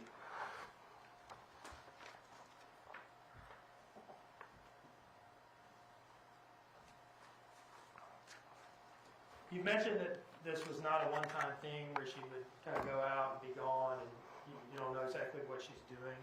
Yes, sir. Is this sort of normal type of text messages for you to send to her during that time frame? Yes, sir. Does anything in these text messages suggest that anything abnormal had happened in the house at this point? No. Now, going back to the morning of October 4th, before these messages, so let's go back to the dentist, okay? Mm-hmm.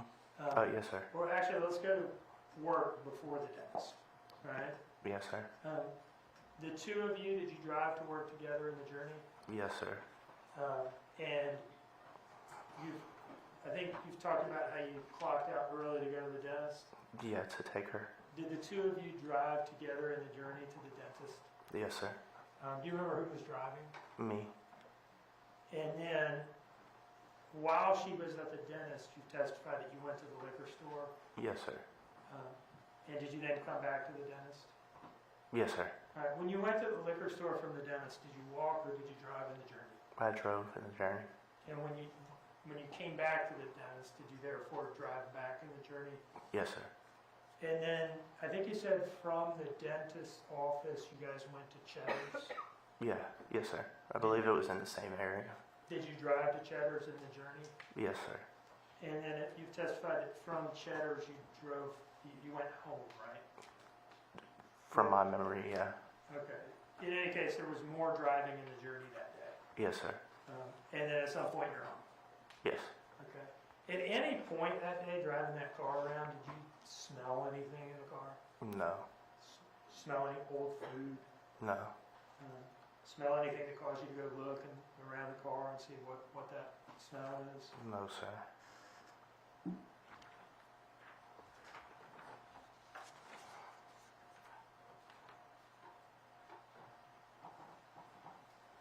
One moment, please.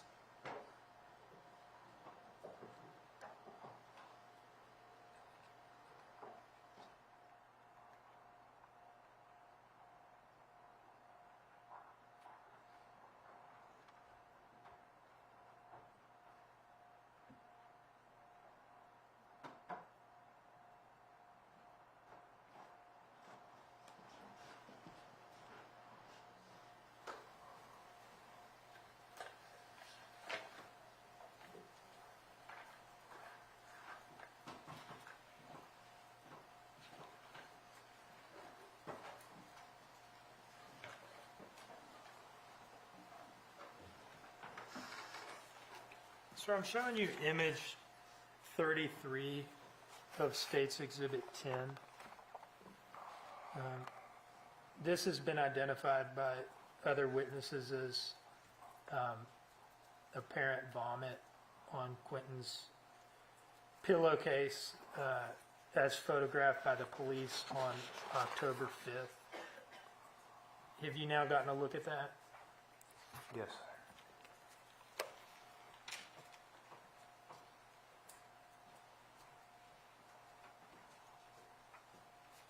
Do you remember ever seeing that? No, sir.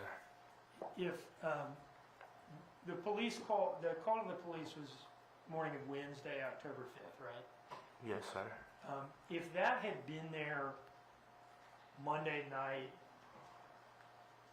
an all-day Tuesday, do you think you would have seen it at some point or been aware of it?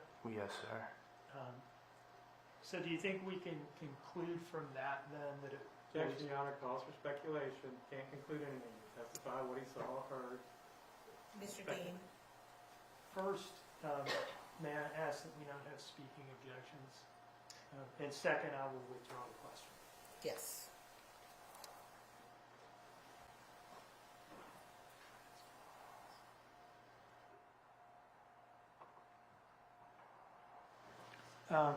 Do you have any recollection of an incident involving an accidental explosion of a package of rice cereal in the back of the Dodge Journey? No.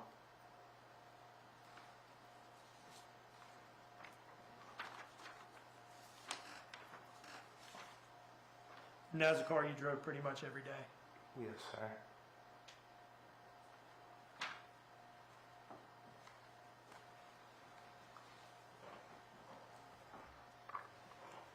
No further questions, Your Honor. Mr. Hilliard? Thank you, Judge. Mr. Youngkin, it's your testimony that you slept in that room the entire evening of October 4th until the early morning hours of October 5th, correct? Yes, sir. The same room that Quentin, Zane, and Sky were in, correct? It's 2 rooms together, but Are there any walls that divide it? no. It's wide open, correct? Yes. You testified that you saw the kids okay, and you told them you saw the kids okay when you left at 5:30 that morning, correct? I was mistaken. Well, you're mistaken now, but you weren't then. The first time you spoke was on October 5th, wasn't it, Mr. Youngkin? Objection, Your Honor. I was mistaken then. Mr. Youngkin, just a moment. Your objection? 2 objections. 1, asked and answered previously. 2, beyond the scope of recross examination. I'm going to allow Mr. Hilliard to ask those questions. I really won't, Judge. It's not that big of a deal. Mr. Youngkin, you testified on redirect a minute ago that you were a responsible cocaine addict and you only put the cocaine on top of the test tube. I didn't correct? say I was responsible. Okay. Well, you put it in a place that only the kids couldn't get it. Well, let me ask you this. You also testified a few minutes later, didn't you, that you couldn't read your own text messages because you weren't making sense. You were either tired or intoxicated, correct? Yes or no? I was tired. Well, that's your explanation, but you're also intoxicated. You admitted to doing cocaine and alcohol that evening, correct? That's a matter of opinion. Now, you were asked whether or not you saw this pillow, right? Mr. Dean just asked you about that. He asked me if I had seen it prior to the 5th. Yes. Right. Let me ask you this. At any point in time on October 5th, did you ever speak to anyone about an overwhelming smell of vomit emanating from the crib? No. Did you smell vomit? No. Were you sleeping in that room all night? Yes. Okay, you woke up, correct? Got ready for work and left that morning, correct? Yes. Did you ever mention that you smelled vomit? No, I was asleep. That's all the question I got. All right, Mr. Dean, anything further? No, Your Honor. Mr. Youngkin, you are excused, sir. Is there any reason to retain this witness? Let me ask that. Under subpoena. May I have 1 moment on that question, Your Honor?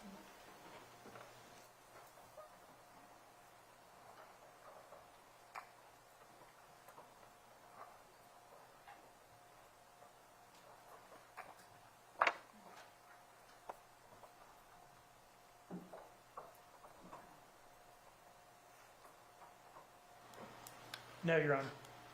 No, Your Honor. Thank you. Mr. Youngkin, you're excused, sir. You're welcome.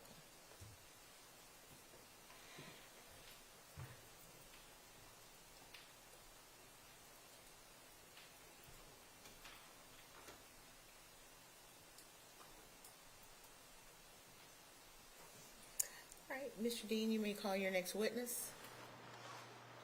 David Mullins.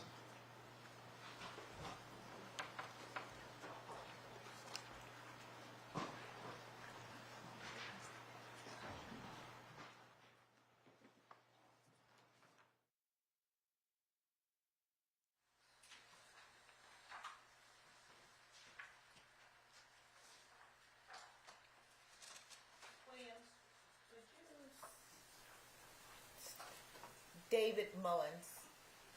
He's on his way. All right.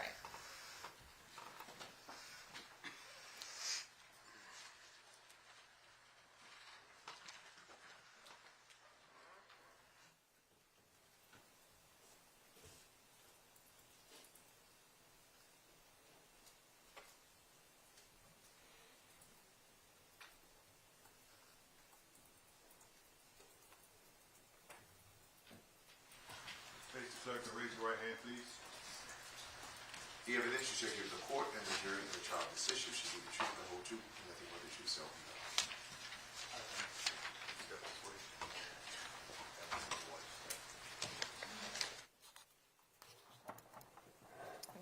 morning.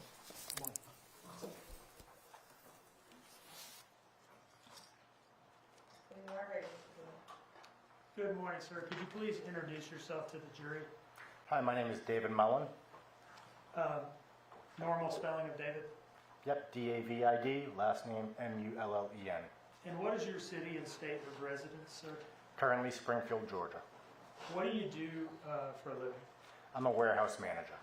And where do you work? Currently work for a company called Unis. How long have you been in warehouse or freight operations? A little over 12 years. In October of 2022, where were you working and what were you doing? I was working for a company called Eclipse Advantage. We were a warehouse labor provider. And where specifically did you work? In the Port Wentworth location, I was the facility manager for the company. And what was this location specifically? Inside of NFI's warehouse. I'm trying to remember the street address. Does Littlehurst Yep. sound right? 101 Littlehurst. Parkway. 101 Littlehurst in Port Wentworth. Yep, And you said this is an NFI warehouse? correct. What is NFI? NFI is a third-party contracted logistics provider in that particular building. They were contracted by Target to process freight for them, and we were subcontracted by NFI to provide labor. Okay. So NFI has a contract with Target, it's their building. Yes. And then Eclipse, the company that you work for, did what now? We provided labor, the actual manpower of actually loading the boxes into the trailers for NFI. What exactly would go on there? Basically, it was a 24-hour day operation, scheduled for 7 days a week.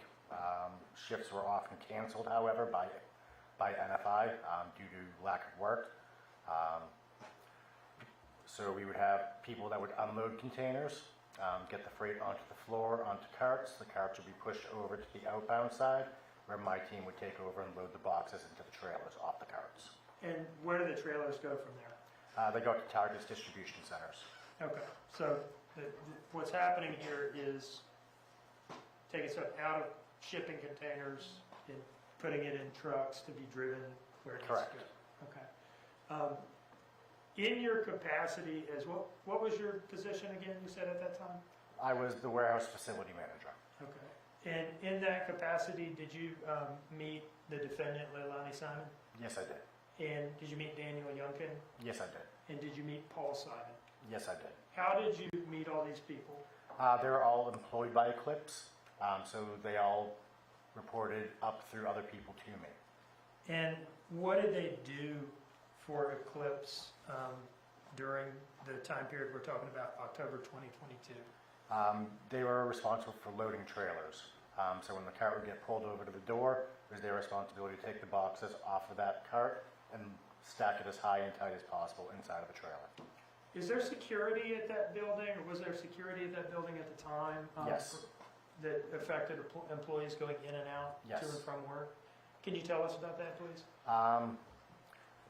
So there were metal detectors. There was a staff security operation right at the front entrance to the building. So all employees had to go through the metal detectors. For any reason, the metal detector went off. Security would then wand them. Now checking for metal objects, making sure that nothing was getting brought into the operation. They're also responsible for keeping an eye on associates leaving to make sure that no product was leaving. All right, and what did that involve? Basically a cursory glance 9 times out of 10. If someone was leaving with the bag, they would ask them to open the bag, they'd peek inside the bag. Okay, so employees even leaving work have to go through security? Yes. Okay. How did you keep track there of what hours people were working? So we used a timekeeping system where every employee had their fingerprint that was biometrically registered. So when they would come in for the day, they would put their finger up against the fingerprint reader. It would record their time in, and same thing for their time out. Did you have the ability to, if somebody had left and forgotten to clock out, did you have the ability to manually Yes. clock them out? And how would you do that? That would be off my computer terminal, either myself or the human resources manager, and the supervisors on the floor also had access to that. Okay. Did, at some point during the investigation of this case, did the FBI make contact with you? Yes, they did. And was there a Chatham County Police detective there as well? Yes. Okay. And what were they asking you for? They asked me for if I any time card records of the defendant or Danny Youngkin or Paul Simon. And were you able to pull responsive documentation? Yes. And did you give time cards for the three of them Yes. to the FBI? Do you see in front of you 3 documents marked as States Exhibits 36, 37, and 38? Yes, I do. Do you know what those documents are? Yep, those are printouts of the time cards. Are those copies of what you gave to the FBI during the investigation? Yes, they are. And did those time cards reflect when you hit export or print and produce them? Yes, they do. They are time stamped at the top, time and date. And what was the date that you produced those to the FBI? That was October 6th. Okay. Are these timesheets we're looking at, are these maintained in the ordinary course of business at Eclipse? Yes.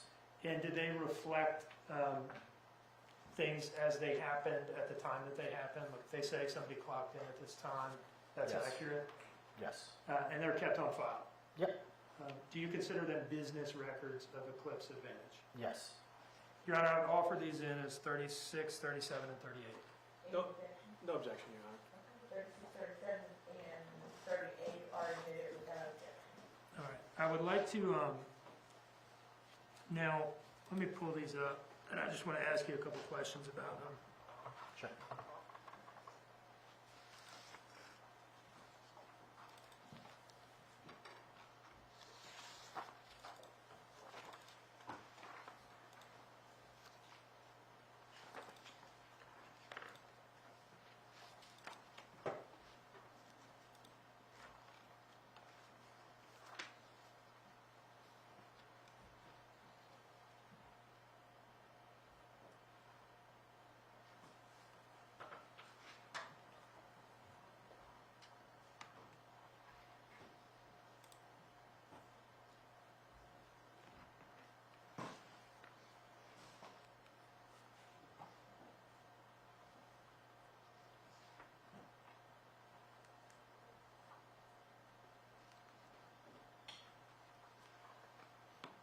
All right, this is State's Exhibit 36. Whose time card is this? That is Leilani Simons. And can we see here the date and time that you produced this document? Yep, October 6th, 2022 at 3:54 p.m. Okay, so that date and time reflects when you printed it out or something? Correct. If it was produced on Thursday, October 6, 2022, can I take it then that on the last page at the bottom, that is the day represented by this Thursday here? Yes. Okay. And that would make this Wednesday above it Yes. October 5th? Yep. Okay, and then the Tuesday above that, October 4th? Correct. Okay. Now, this column over here, what does this reflect? That was the scheduled time that was input by one of the regional managers. Okay, so we're talking about the second, just so the record's clear, I should be a little better about this. We're talking about the second column from the left? Yes. Okay. And let me actually back out and just have you talk about these columns generally. Sorry, I'm jumping around a little bit.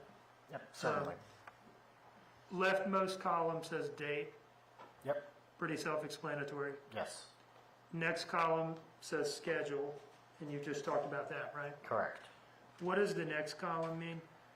That is a system notated absence. And the next column?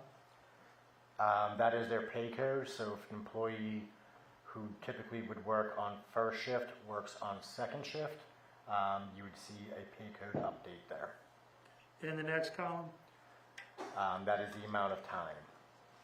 And then I think the next few columns are the ones that we're most concerned with. That's the in-out transfer, in-out transfer. Can you tell us what those things refer to? Yep, so that is the actual punches. So for example, looking at what is on the screen, that very first in punch you see, where it says 6:09, that was the clocked in time for that particular day. Okay. And then the next column would be the clock out time or Correct. punch out time? Okay. Let's go back down now with that background to Tuesday, October 5th. And again, we're in the defendant's timesheet right now, correct? Yes. What does this reflect in terms of what she was scheduled to work that day? She was scheduled to work from 6 a.m. to 2 p.m. And what does it reflect in terms of when she actually clocked in? She clocked in at 6:08, which then flagged for a supervisor to approve. That was approved, if that's what that check mark is. The approval basically just means it was acknowledged that the employee was not on time or did not punch within the 5-minute parameters before or after the scheduled punch. And then what does the next column over reflect? That would be the out punch for the day, which was 7:57 in the morning. So that's pretty early, right? Yes. Do you remember why? She had a toothache. So her and Danny had, one of the two of them had texted my work phone and said that she had a toothache. It was reported to the supervisor on the floor. The supervisor agreed to let them leave for her to go and get the tooth looked at. Now, what does her time card reflect in terms of Wednesday, October 5th? She did not come into work. What is that? Yeah, I see the word excuse there. What does that mean? That is acknowledging that the employee was not in. We had to either mark it as no call, no show, or excused. No call, no show could lead to termination very quickly. So usually absences were marked as excused. Now, Daniel Youngkin's timesheet, is it substantially the same setup? Yes. All right. And that Tuesday and the third line from the bottom, would that be October 4th? Yes. And what does that show in terms of when he was scheduled to work? He was scheduled to work from 6 o'clock in the morning to 2 o'clock in the afternoon. And is that the same shift as the defendant? Yes. All right. And what does it show in terms of when he clocked in? He clocked in at 6:06 in the morning, again, over that 5-minute threshold, so it had to be acknowledged. And is that about the same time that the defendant clocked in that day? Yes. And when does it show in terms of when he clocked out? He clocked out at 7:56 in the morning. And is that about the same time that the defendant clocked out that day? Yes. Is this early clock out also attributable to the dentist trip? Yes. Okay. Now, moving on to Wednesday, October 5th, what does this show in terms of when he was scheduled to work? He was scheduled to work from 6 o'clock in the morning to 2 o'clock in the afternoon. And did he complete that shift? No, he did not. When does it show that he clocked in? He clocked in at 6:11 in the morning. And then what time was the clock out? The clock out was at 9:15 in the morning. What does this little check mark mean up here? That means that was manually entered because he did not hit the time clock. Okay. Did you do that? It was either myself or it was Krista, the human resources manager. I believe it was myself though, because I encountered him.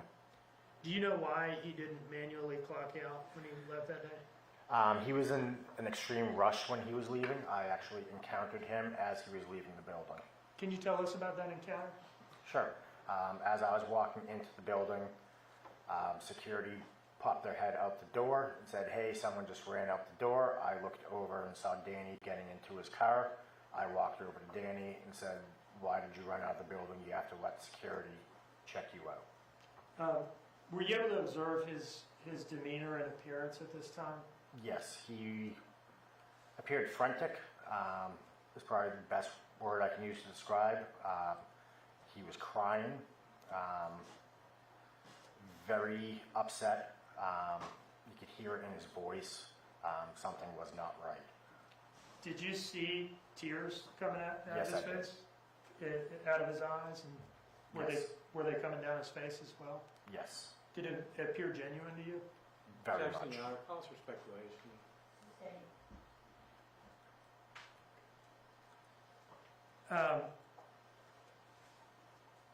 Did either Danny or the defendant ever come back to work in Eclipse after No, Danny's departure on October 5th? no. Did he leave anything at work that day when he ran out and you saw him frantic in the parking lot? Yes, he did. He had left a jacket with a pack of cigarettes in it down on the dock. And did you return that to him? Yes, I did. One of the leads had turned it into the office. We had it in the office for probably a couple of weeks. Danny then reached out, asked via text message if we knew where his jacket was. I got his address in North Carolina and mailed it to him. About how long was it, as best you remember, between when you saw him run out of the warehouse or saw him in the parking lot after having run past security and having not remembered to clock out, that he asked you for his jacket back? It had to be at least 2 to 3 weeks. Did it seem to you that he had forgotten about it? Objection, Your Honor, calls for speculation. Withdraw. Let me ask you about Paul Simon's timesheet. States Exhibit 38, okay? Yep.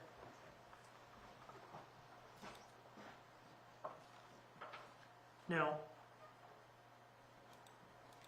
I just want to go to Tuesday, October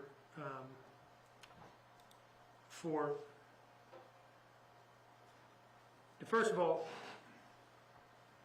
is it the case that he did not work Wednesday, October 5th, 2022, or Correct. Thursday, October 6th, 2022? Correct. All right, so the last day he worked there, at least at the time that this was produced, would have been Tuesday, October 4th. Yes. Now, there is a lot going on here in these columns. Yep. For Tuesday, October 4th. Can you, first of all, tell us, was he scheduled to work this day?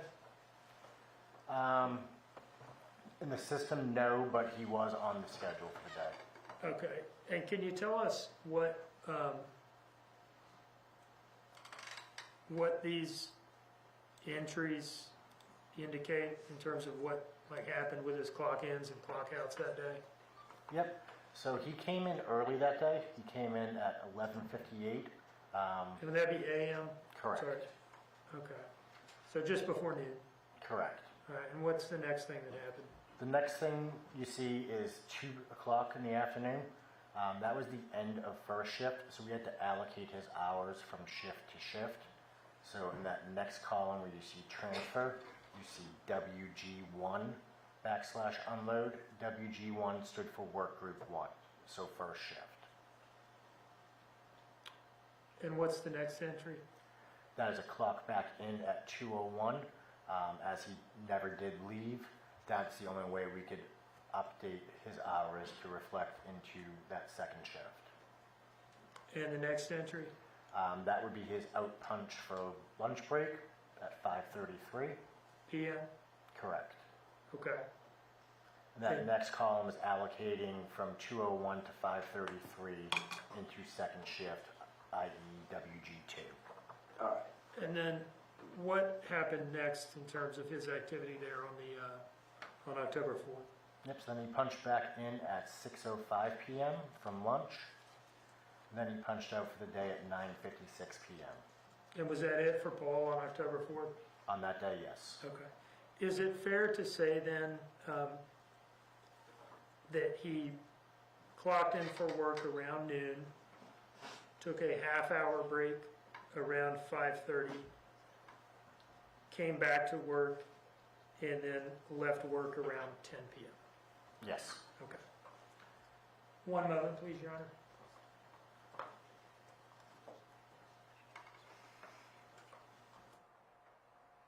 No further questions. Just a few. Good morning, Mr. Mullins. My name is Mark Hilliard. How are you, sir? Good. Okay. So you were the direct supervisor for Paul Simon, Leilani Simon, and Danny Youngkin back in October of 2022, correct? I was a dotted line supervisor. Were you the one that they mostly interacted with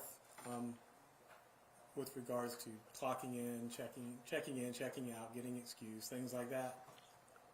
Myself or the supervisors. Well, I guess, let me just jump to this. Did you know Miss Simon back then? Yes. Interact with her? Yes.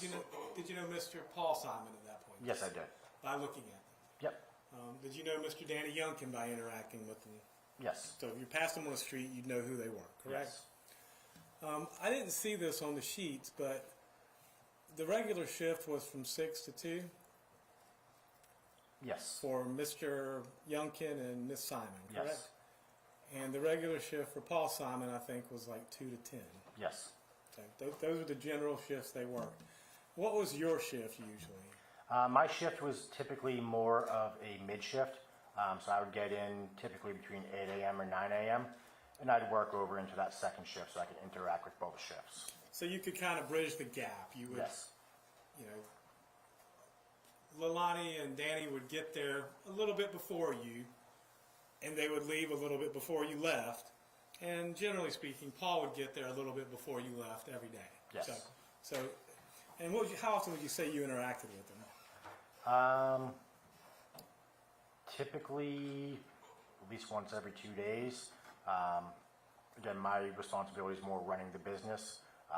They would have a lot of interaction with the daily floor leadership. Okay. And you said if they were more than 5 minutes late, they had to get a supervisor to check their timesheet and to approve it, correct? Yes. So it sounds like there was, you know, any time that you were late, and I guess it didn't matter if you were clocking in, going to lunch, or whatever, the supervisor would have to approve that, and that's what those little check marks Yes. were. Did y'all have any policy about smoke breaks or anything like that? No firm policy. If the team was standing around waiting for work, they could go have a cigarette. To do that, they had to leave the floor, go through a security checkpoint, but still stay within the premises of the building. Okay, so was it like a designated area that they would Yes. have to go to? And is that where all the employees and supervisors had to go to smoke? Yes. All right. And did you ever see Miss Simon out there smoking? Yes. Mr. Simon? Yes. Mr. Youngkin? Yes. Okay. And I'm not trying, I'm an ex-smoker, but did you smoke with him as well? Yes. Okay. And how often would you see them out there? And I'm not, you know, it's no, would you see them once a week, once a day? I mean, That's usually where I interact with them the most, honestly. So once every 2 days. so On that's, average. that's where you'd see them all out there smoking, correct? Okay. And you said you returned Mr. Youngkin's jacket to him, Yes. and in the jacket was a pack of cigarettes? Yes. And what type of cigarettes did Mr. Youngkin smoke?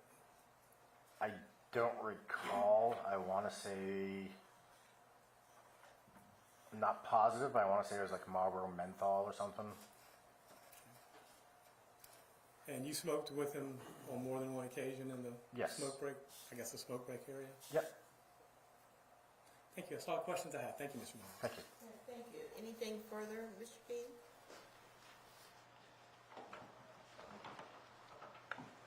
No, Your Honor. Any reason to hold this witness under subpoena? No. No, Your Honor. Thank you. Mr. Mullins, you're excused. Thank you.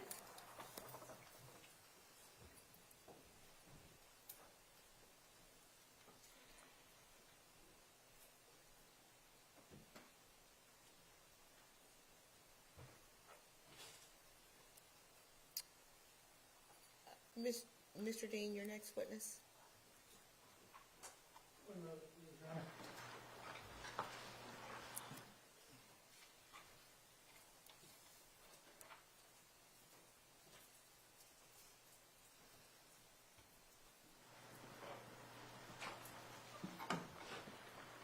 While we're doing this, ladies and gentlemen,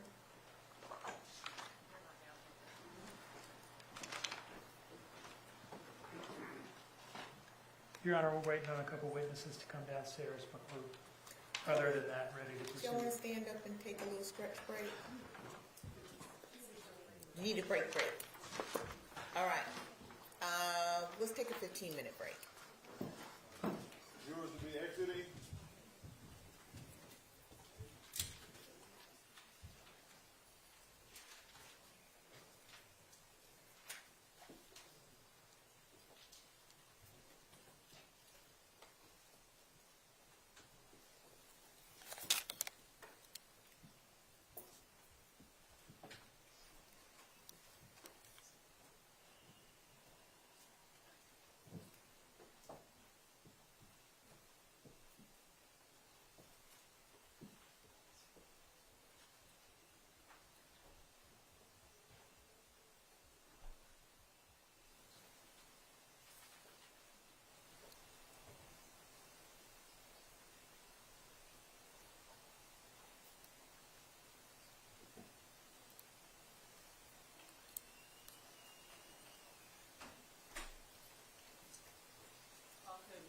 Thank you. So the time now is about 11:28 or so. We'll bring the jurors back in by 11:45. Everyone have a seat. Mr. Dean, the next witnesses you have, there are a couple of witnesses. Are they relatively short witnesses? And I know that's relative. So the next witness I would call, because of where we are today, would be Melissa Missy Bray, aka Misty. From my perspective, she's going to be a short witness because she did not, in fact, meet the defendant for an Oragel handoff. I don't know what Mr. Hilliard's going to try to do with her though. So. And then who would be the witness that you would call after Misty? You going to make me reveal that, Your Honor? No, I'm not going to make you reveal that. Is it a relatively short witness or a more involved witness? Probably more involved than Missy, to be Okay, sure. and I'm just asking in terms of time. So my thought is that we'll proceed with Misty when she comes back, and then we'll see where we are before the next witness. That may be a good time to take a break. All right, we're in recess until 11:45.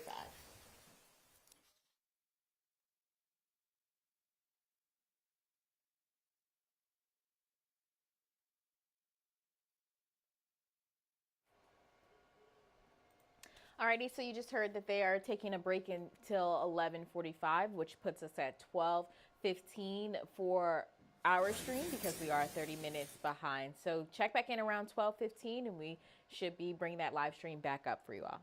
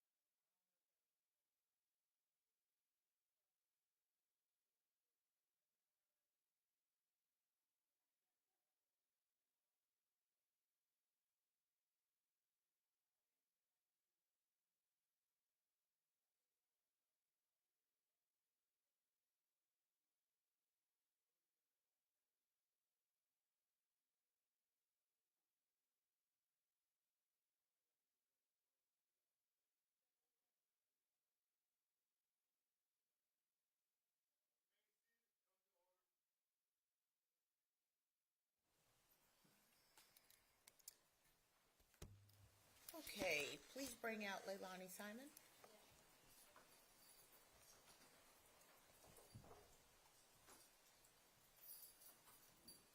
Just so you know, Judge, I'm gonna let Mr. First cross-examine the next witness.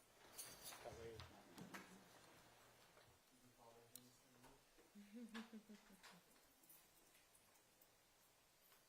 I guess not glad I'm out, so how's that?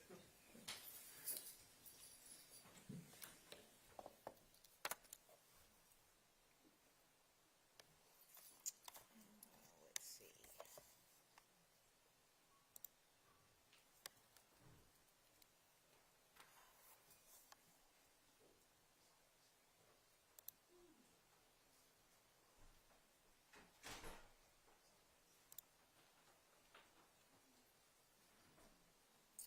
Okay, let the record reflect that Ms. Simon has rejoined her counsel at counsel's table. The state is present at their table as well. Anything we need to take up before bringing in the jury?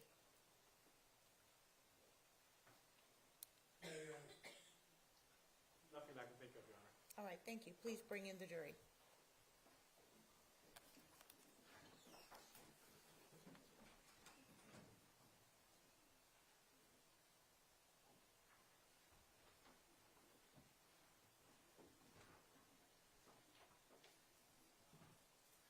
Jury is now your honor.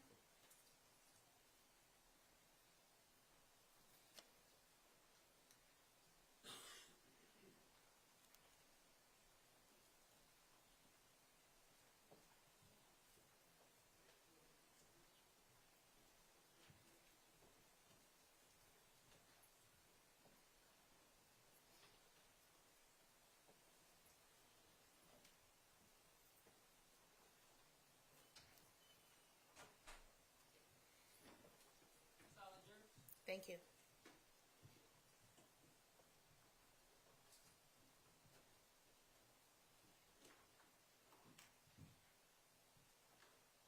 All right, ladies and gentlemen, please have a seat. Please have a seat. And were you able to comply with the court's instructions not to do research or discuss the case? All right, very good. Mr. Dean, you may call your next witness. Melissa Bray.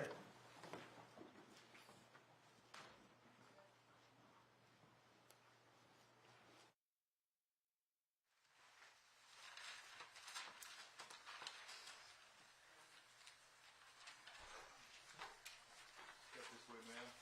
Face the clerk and raise your right hand. The evidence you shall give the court and jury in the trial of this issue shall be the truth, the whole truth, and nothing but the truth, so help you God. Step this way, ma'am.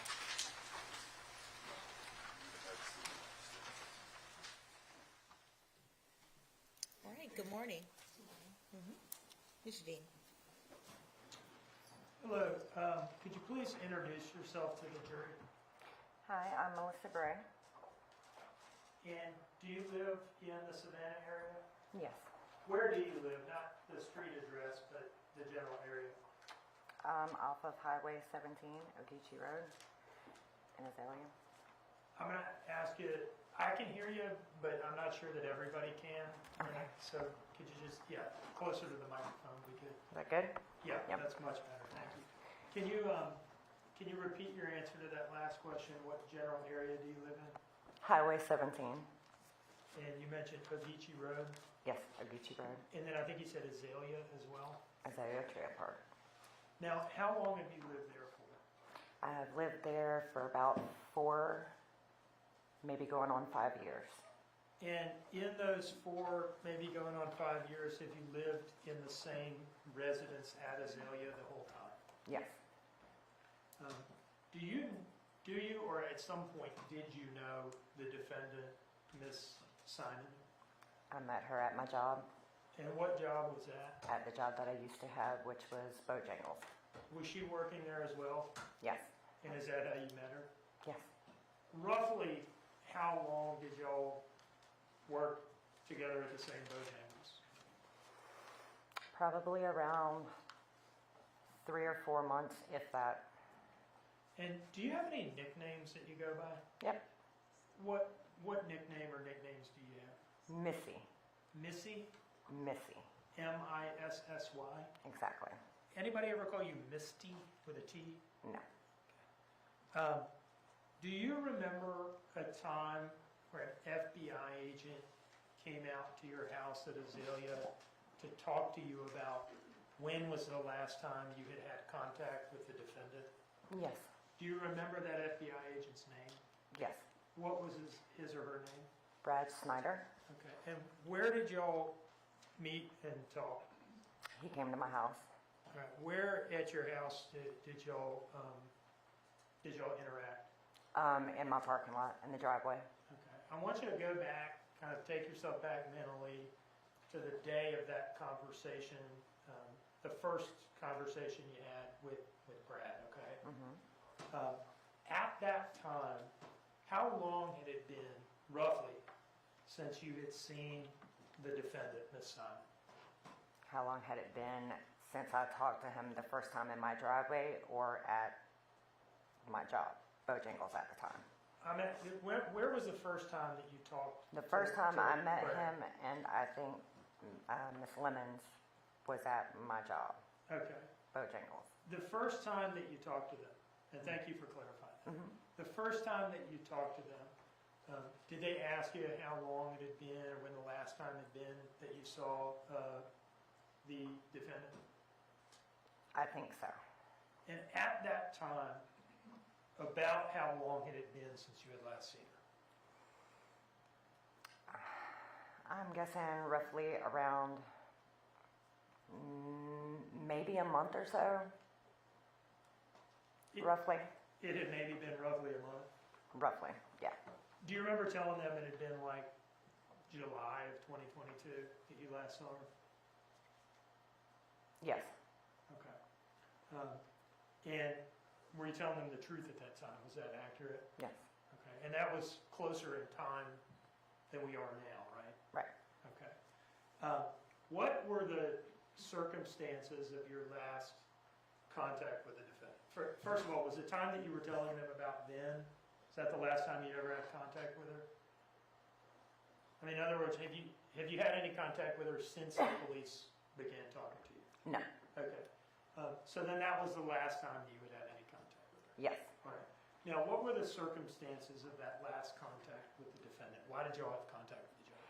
Because she came to my house around 12 midnight or 1 o'clock in the morning asking if we had any money, me and my husband, for gas because her vehicle stalled on that back road behind me. I can't remember the name of the road right now. And we didn't have any money, but I was going to go to my stepfather's and, not my stepfather's, my father-in-law and ask for one of his gas cans to see if he had gas in it, and if he didn't, if we could take it up to the Inmark to put gas in it. And right now you're describing something that occurred in like July of 2022? Yes. Okay.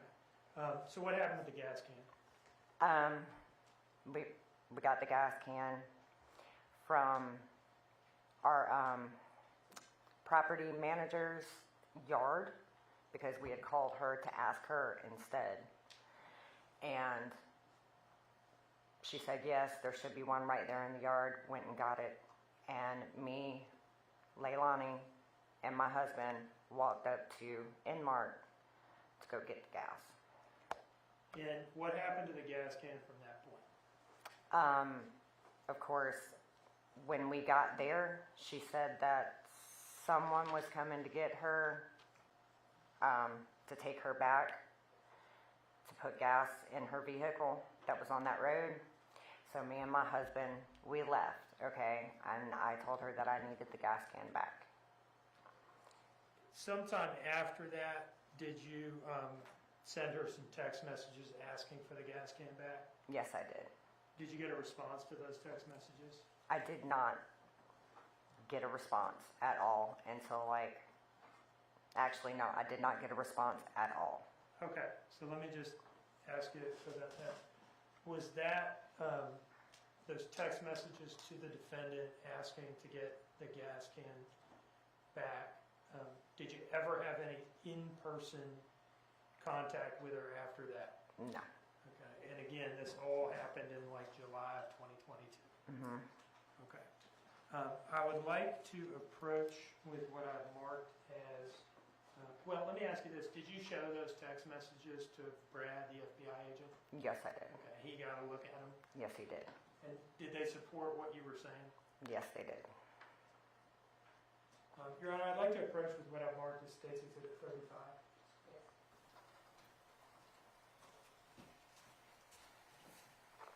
Do you recognize that?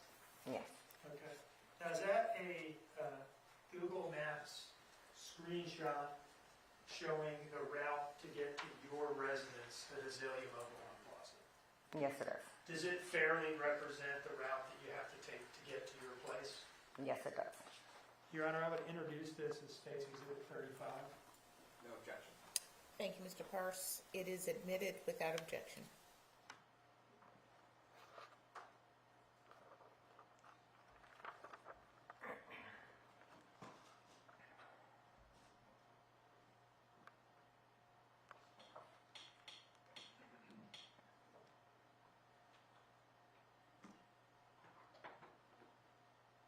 All right. Do you see that main road at the top there that I'm highlighting with the little arrow? Mm-hmm. Is that Ogeechee Road? Ma'am, I need you to say yes or no. Oh, The yes. poll reporter's taking everything down. Okay. Yes. And that red arrow coming off of Ogeechee Road, does that reflect the turn that you make to get into Azalea? Yes. Okay, and is that right next to the Chevron? Yes, it is. Okay. Now, the second arrow here, does this represent a right turn that you have to make to get to your house? Yes, it does. Do you live on a dead end? Yes, I do. Is that lower red arrow showing that right turn there, does that take you onto your dead end? The lower red arrow? Yes. This arrow here? Mhm. All right, so it's a right turn takes you onto the dead end street that you live on, correct? Yes. Okay. Is there any other way to get to your house by car? No. One moment, please, Your Honor.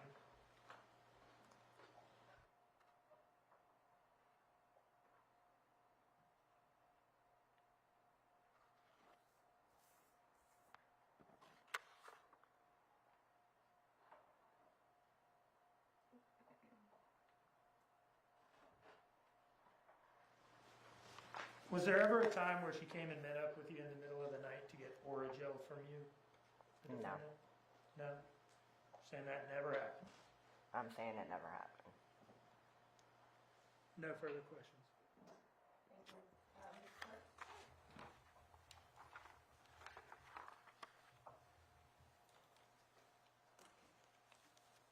Good morning, Ms. Bray. Good morning. I want to walk up and look at that map, if you would. As I understand it, this is Ogeechee Road. Right. This is I guess that's a left turn. And the second arrow goes down there. Where is your residence in this area? I am, let's see. Do you mind showing me up there so everybody can see? Sure. I should be probably somewhere either this or up underneath these trees. Okay, thank you. And is that a Chevron station that you mentioned? Yes. That, for the record, looks like a big square to me. Yes. And you live in the Azalea Mobile Home Park. Yes, sir. And you talked about knowing Leilani Simon. Do you know Daniel Youngkin? No, I do not.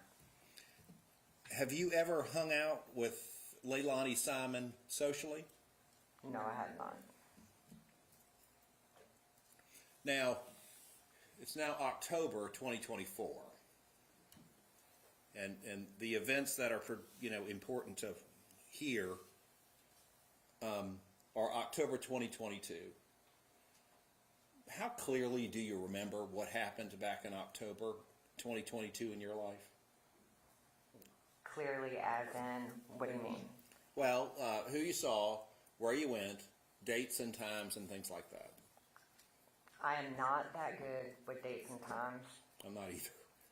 but events, certain events, just like anybody else, certain events stand out. Considering the fact that I had to send her text message after text message because the gas can was that of my property managers, and I didn't want to get in trouble. That is going to be something that I remember.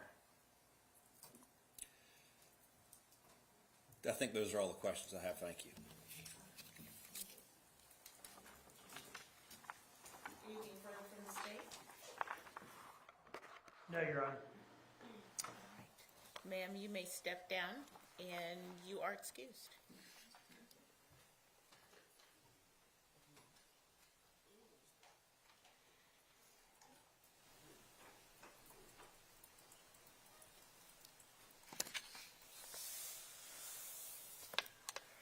Okay.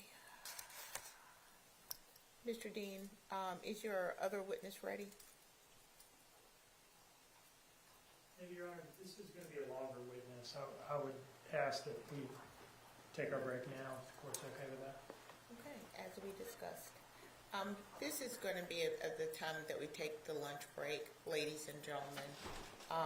So I am going to excuse you for lunch. I'm going to ask you to comply with the court's instructions. Do not discuss the case with anyone. Don't allow anyone to discuss it around you. Please don't do any research. Okay. The time now is 12:04. Let's meet back and begin again at 1:15. All right, you're excused. Jury's exiting.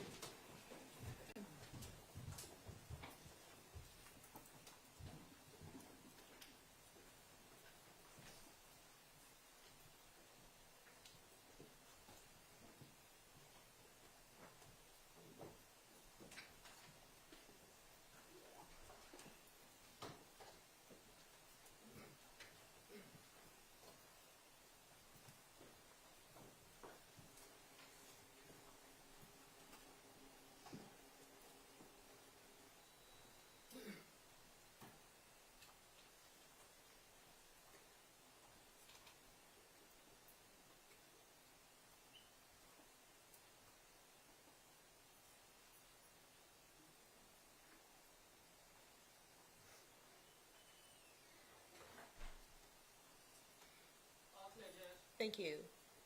All right. We'll resume at 1:15. Thank you. We're in recess.